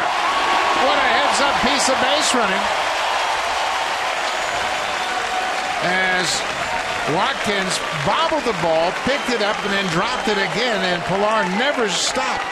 As he rounded third, he came in to score. He's having some problems on this turf right here. It's jumping up at him. He made an error earlier this game on an Adam Lynn. Could not start a double play, and now this time it comes up on him once again. And when he reaches for it to throw it, he just doesn't have a firm grip on it. And that's all Kevin Pillar needed right there. He plays the game hard. Watch him. Rounds the bag, realizes that that ball is away. Luis Rivera sends him home, and the Blue Jays have their 6th run. The ball bounced up on the second baseman. Alertly scores without a play. The umpires have been asked to convene, and they're discussing something. Rick Renteria, the manager, came out. I think it had something to do if Ryan Goins made a move to second base. Watching him on that replay right there, not real sure what he did. You're supposed to peel off and turn to the right. Let's watch him right here. He gets to the bag. He sees the ball is out. And that's what the Cubs were going to argue, that maybe he made a move to second base. Baez picked the ball up and came over and tagged him, and they said, no, he's safe. If there was any movement, it was ever so slight, but not enough for the umpires to rule him out. Still nobody out. Ghost now. Takes a strike. We mentioned the Cubs are playing on artificial turf for the first time since 2008. Over 1,000 games on natural grass before this game tonight. And the speed has created problems for Logan Watkins, the second baseman. And it has happened time and time again. When teams come in here for the first time, let alone over 1,000 games without playing on the turf, it takes tricky hops. It's tough. We talked to the Cubs broadcasters before the game, and they were asking their players, have you ever played on turf before? Are you going to wear rubber spikes? And they went, what? Rubber spikes? I had no idea what they were talking about. Anthony Ghost down 0-2. Pops it up. It's playable over near the Blue Jays dugout. Arlington Castillo, the catcher. That's the first out of the inning.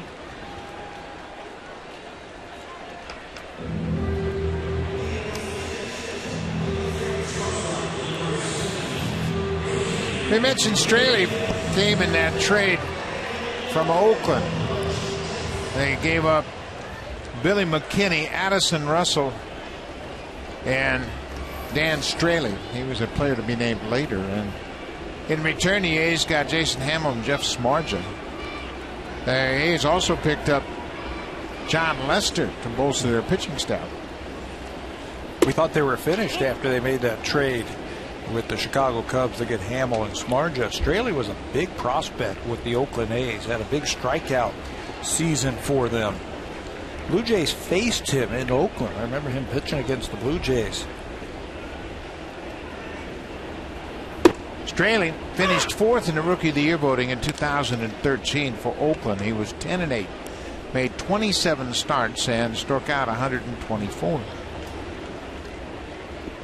Had some big strikeout numbers in the minors, pitching in the Pacific Coast League.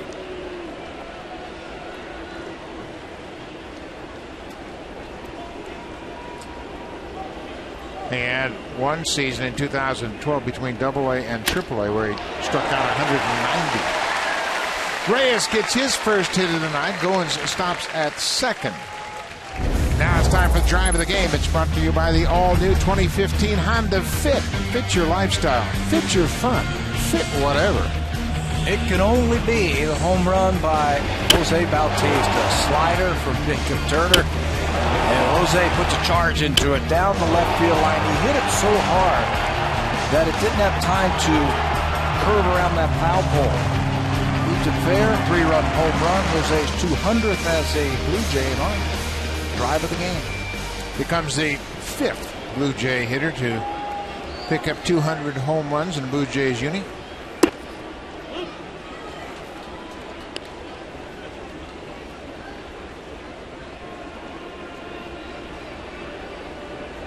With that home run, he extends his hit streak to 12 straight. It's the 3rd hit streak he's had this season of 10 or more games. We were talking about that earlier in the ball game about the hit streak, but what's impressive about it is all the home runs that he is hitting during that hit streak. That's 8 now over the span of 12 games. Pops this one up. Catcher Wellington battling that wind. That wind was playing tricks on him, but he stays with it. And it's the 2nd out of the inning.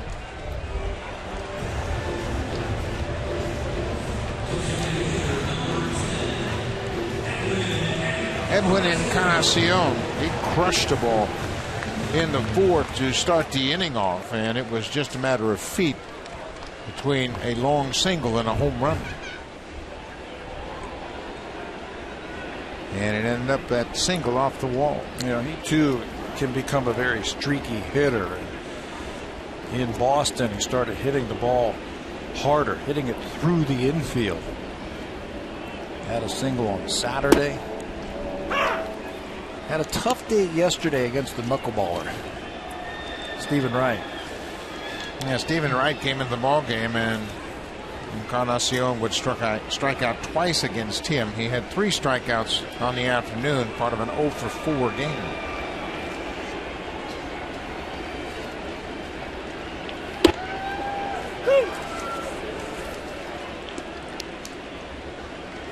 Encarnacion is familiar with Straley. He's 2 for 8 going up against the Cubs right-hander. Well, Straley is well aware that the Cubs are looking for pitching. They need some starting pitching for the rest of this year and down into next season. Yeah, anybody who does anything got a chance to pitch for this ball club. There's a ball driven to right field. Soler is over and runs it down. Encarnacion hit it hard again. The Blue Jays add an insurance run to take advantage of the air. Kevin Pillar scores the run. It's 6-0.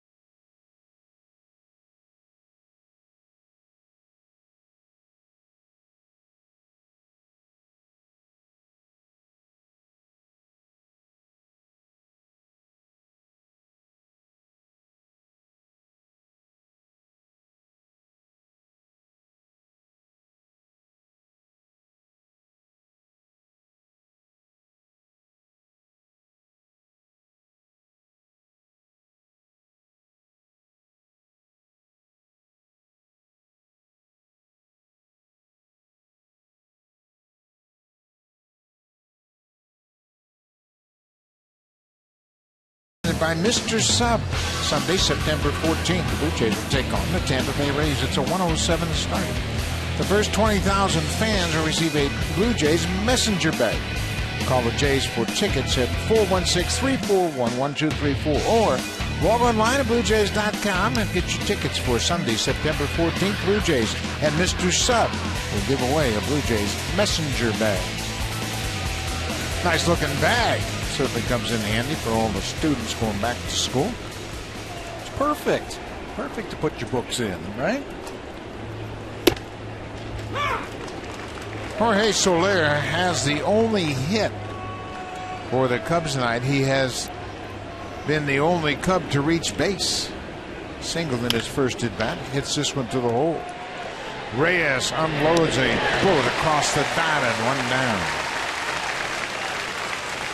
You know, when you're throwing strikes and you're having very quick innings, the infielders love that. So they're going to make plays behind you. Jose Reyes makes the backhand, takes his time, sets his feet. Right there, pushes off, and with that strong arm gets the first out here in the 8th inning.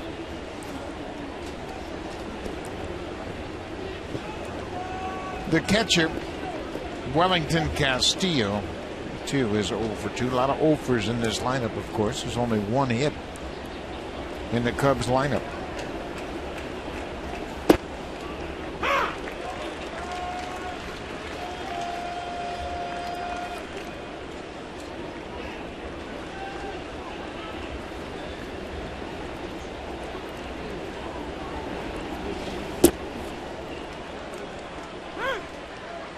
The appeal, and Jerry Lane down at first said he went around, so Stroman is ahead 0-2. You know, it was Marcus Stroman, too, who said, hey, take a look at that one. He had a good feel for the pitcher. As he went around, he asked him to look and got the call. Trying to make it a little better and bounced it in the dirt. It's 1-2 to the Cubs catcher.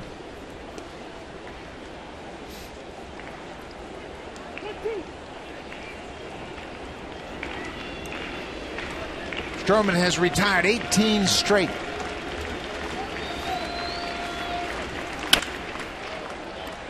Reyes has plenty of time. That's 19 in a row set down by Marcus Stroman. Save during the plumbing, heating, and electrical expert sale. Only at Home Hardware and Building Center locations. Homeowners helping homeowners with expert advice.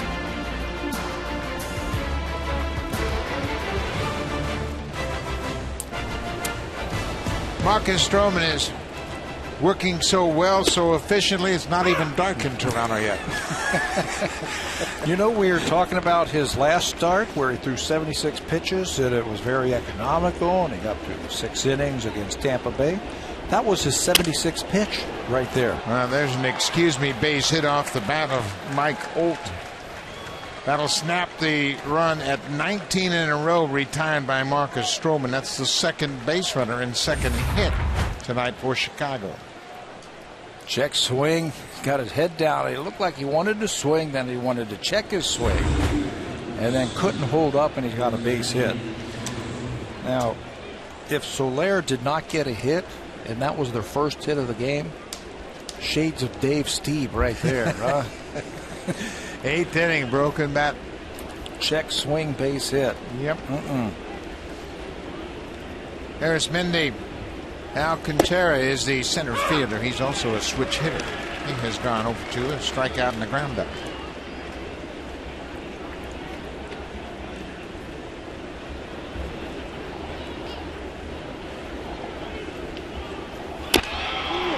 Breaking ball is bounced foul. Stroman's been ahead all night. All night long with all of his pitches. Now it's the third time through once again. He's thrown a lot of first pitch breaking balls, but he's getting them over.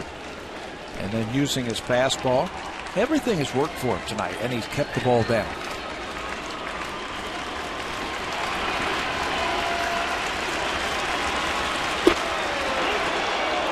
Looked pretty good.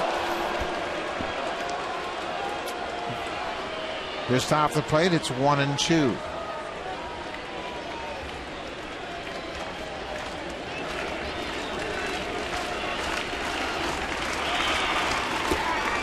Marcus Stroman has really been dominant here at home, and he's doing it again tonight. Stroman, over the course of the season, particularly at home in the first 5 innings, he hasn't given up a thing.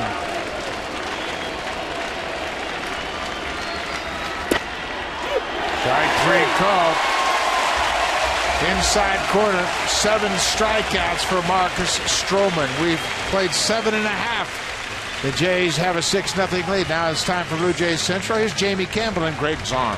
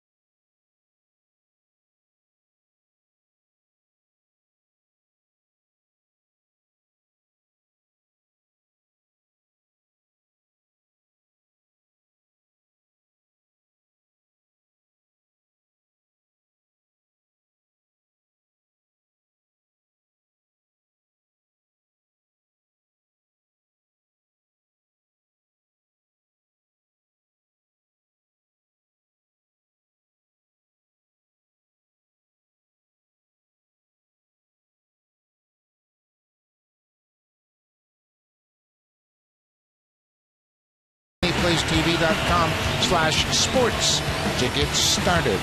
It is a full moon, and there is something special in the air tonight. Marcus Stroman has thrown a 2-hit shutout through 8, and he's thrown just 82 pitches.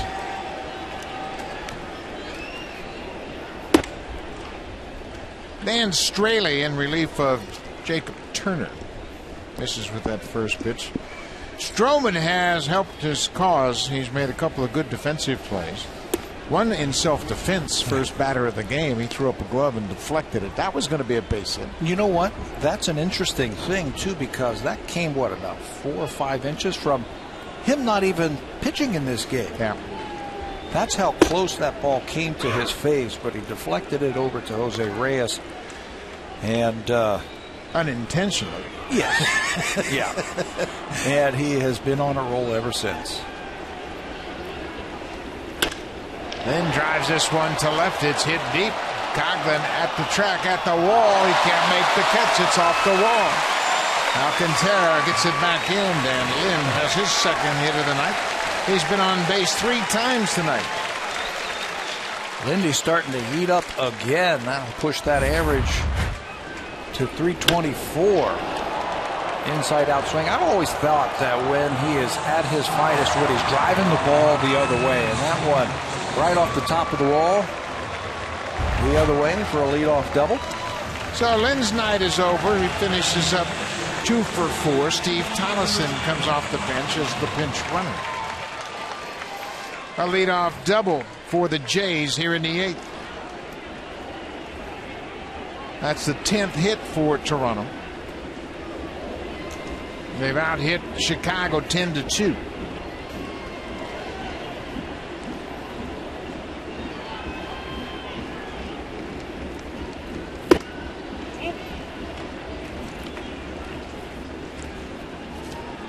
Gianna Navarro.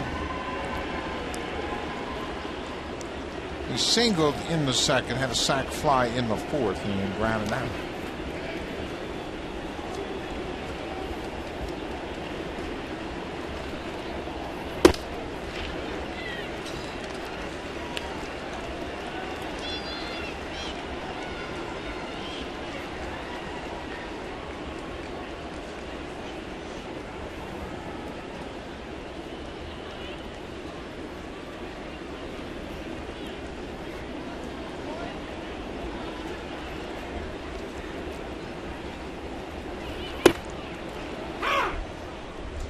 2-1.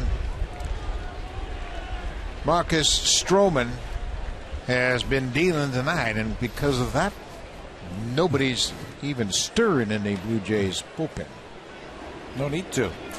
He has thrown 9 innings before in a game, but he has not thrown a complete game. You say, well, how can that be? Well, that was the no decision versus the Tigers. Blue Jays won it in 10.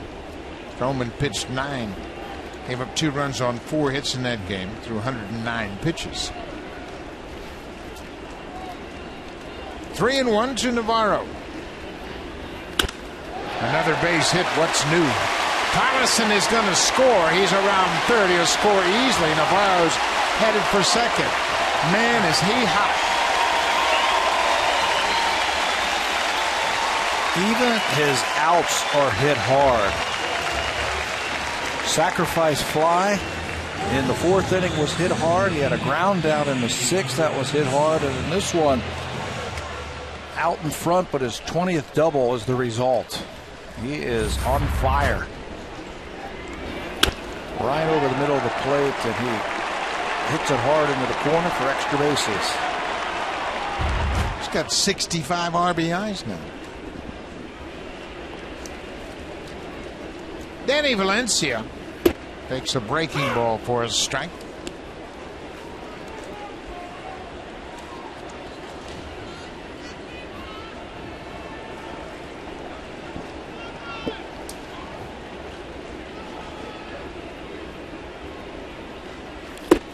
The Blue Jays continue to rack up the offense in interleague play. They came into this game averaging over 5 runs a game in interleague play. Bautista with a big 3-run home run in the 5th. Extended his hit streak to 12 straight games, and the Blue Jays have homered in 12 straight. It's the first time the Jays have homered in 12 straight games since August of 2011. Valencia strikes out. That's the first out of the inning. Only the Baltimore Orioles are averaging more runs a game than the Blue Jays in interleague play. They like that interleague stuff. One of the best games of the year, I thought, for the Blue Jays in terms of offense was the game in Cincinnati in interleague play, when they came back from 8 runs down to win that game. Pilar takes a first pitch strike.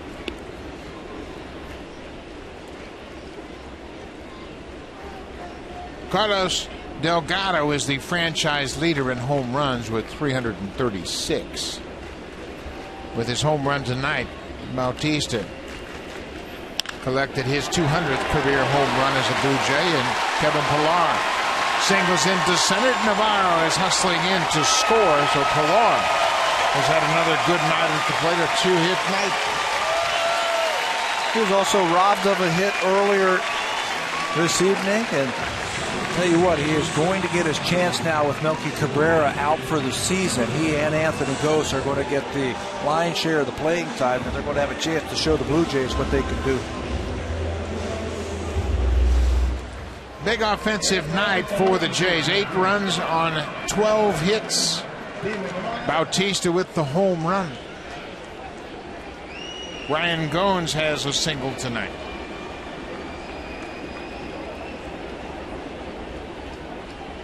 Every one of the starters has a hit.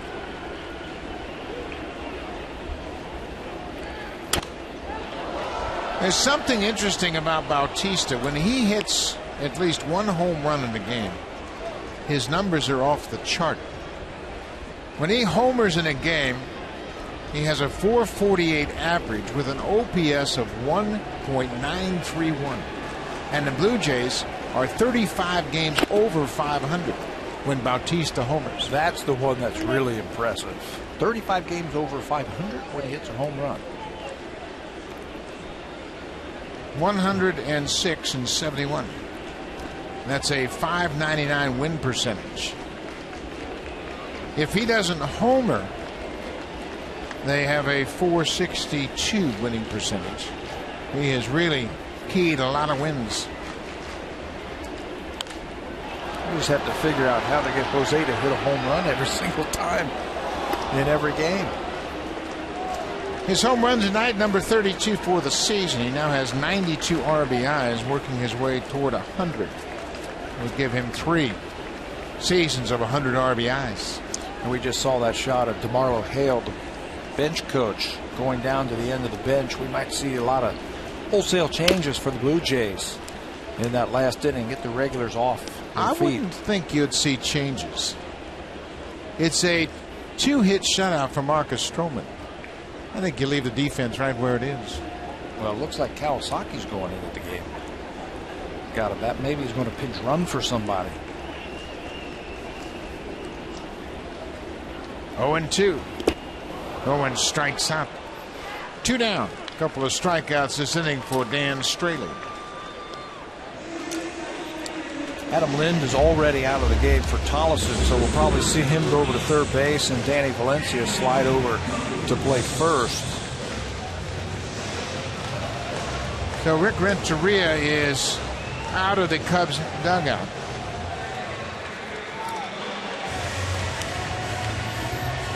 So Straley, a couple of strikeouts this inning, and Renteria is going to make a pitching change. Anthony Gose is the batter. Zach Roskup, left-hander, will come into the ball game with 2 outs in the bottom of the 8th. The Blue Jays lead it 8-0.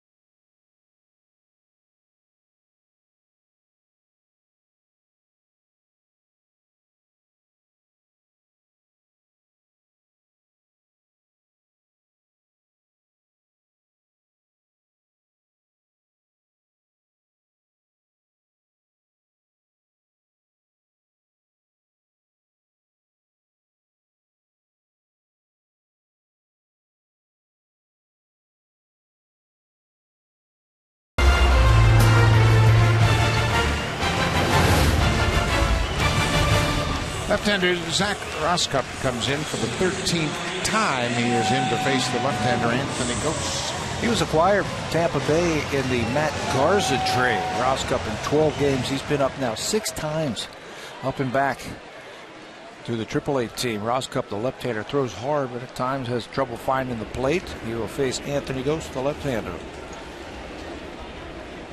Gose had a single in the 5th, came around to score. Pilar at first. Good fastball. We talked about good arm, and he threw that last pitch at 94.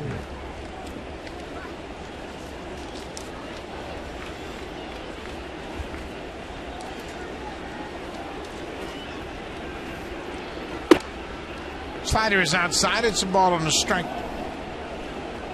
Baltimore continues to roll. They have a 4-0 lead over Boston at Fenway Park. They're in the top of the 7th.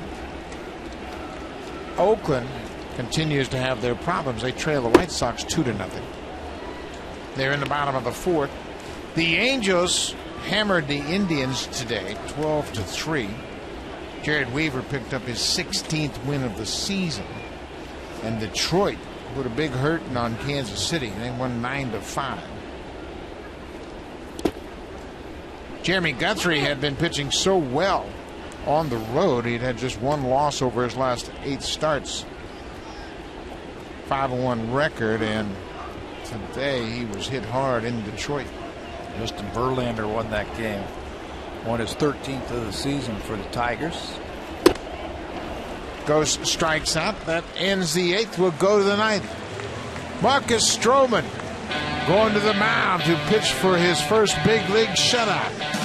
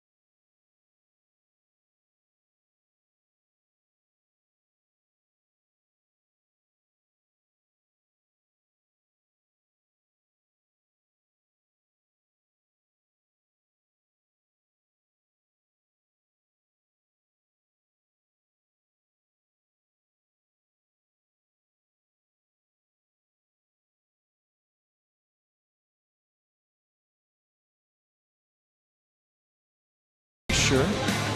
Talk about the weekend in football, I'm sure.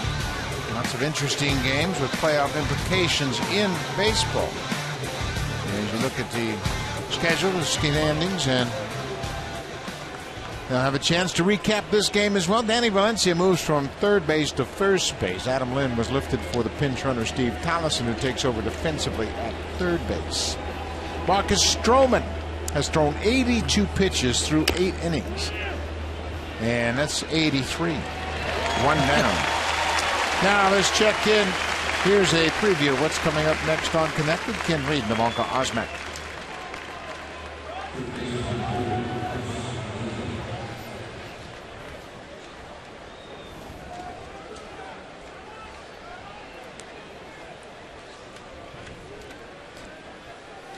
Thank you very much, and obviously a very alarming situation with the Baltimore Ravens, and that'll be coming up right after this ball game.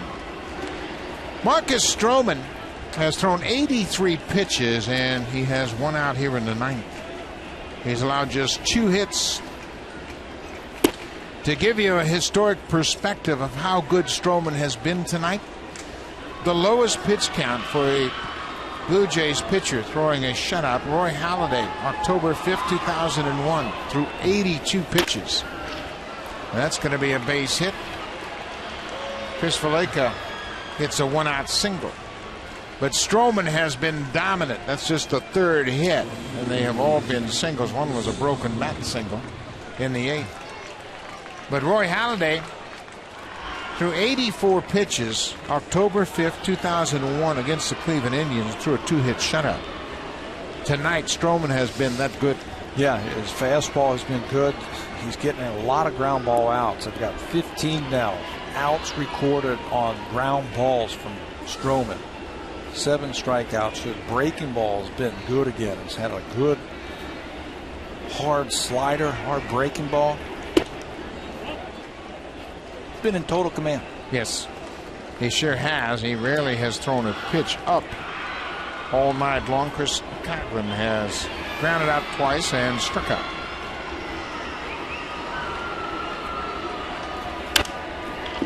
Late on that pitch. And he could have ruined the whole night for Marcus Stroman. The first batter of the ballgame, he sent that shot right back through the middle. That was the hardest hit ball of the night that Stroman had allowed, and it was a changeup that Coggin really timed up perfectly. Hit a line drive right back to the mound. Stroman ducked out of the way and got a glove on it.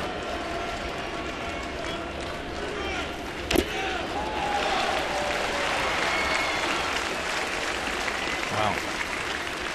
That's his curveball, and it's a hard breaking curveball. It's 82 miles an hour. That's the slowest of the 3 breaking balls he throws. Takes a left-hand turn, though, doesn't it? On the way to the plate. Wow.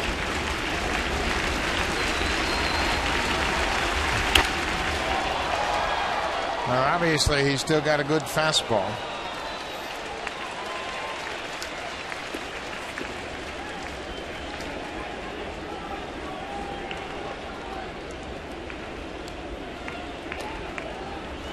The last sub-100 pitch complete game was thrown by R.A. Dickey last June at Tampa Bay. There's a strikeout. That's 8 for Stroman. Dickey threw a 3-0 2-hitter against Tampa Bay and threw just 93 pitches. Overhand curveball right there. Look at that thing go straight down. Even in slow motion, you can see that spin that he has on it and how much depth he can get on that breaking ball.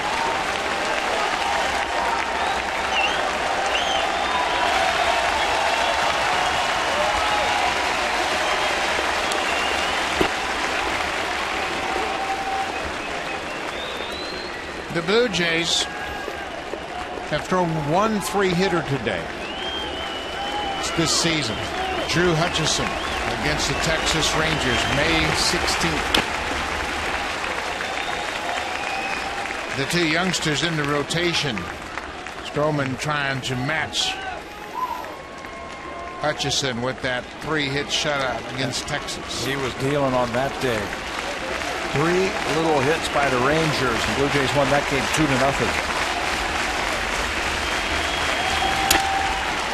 Little flare broken bat. What a play by Goins! That'll do it! He preserves the shutout. A heck of a play to highlight a great evening.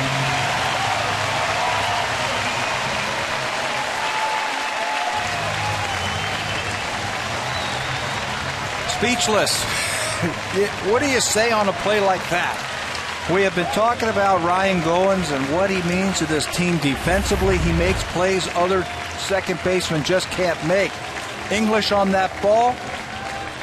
It bounces behind him. He grabs it with the bare hand, and Marcus Stroman says, "Thank you very much, Ryan Goins. I've got a shutout, complete game."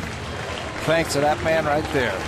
Blue Jays had a big night. 8 runs on 12 hits. Bautista, a 3-run home run. Marcus Stroman, his first career complete game shutout. Connected, coming right up. Here's Ken Reed and Mark Osmack.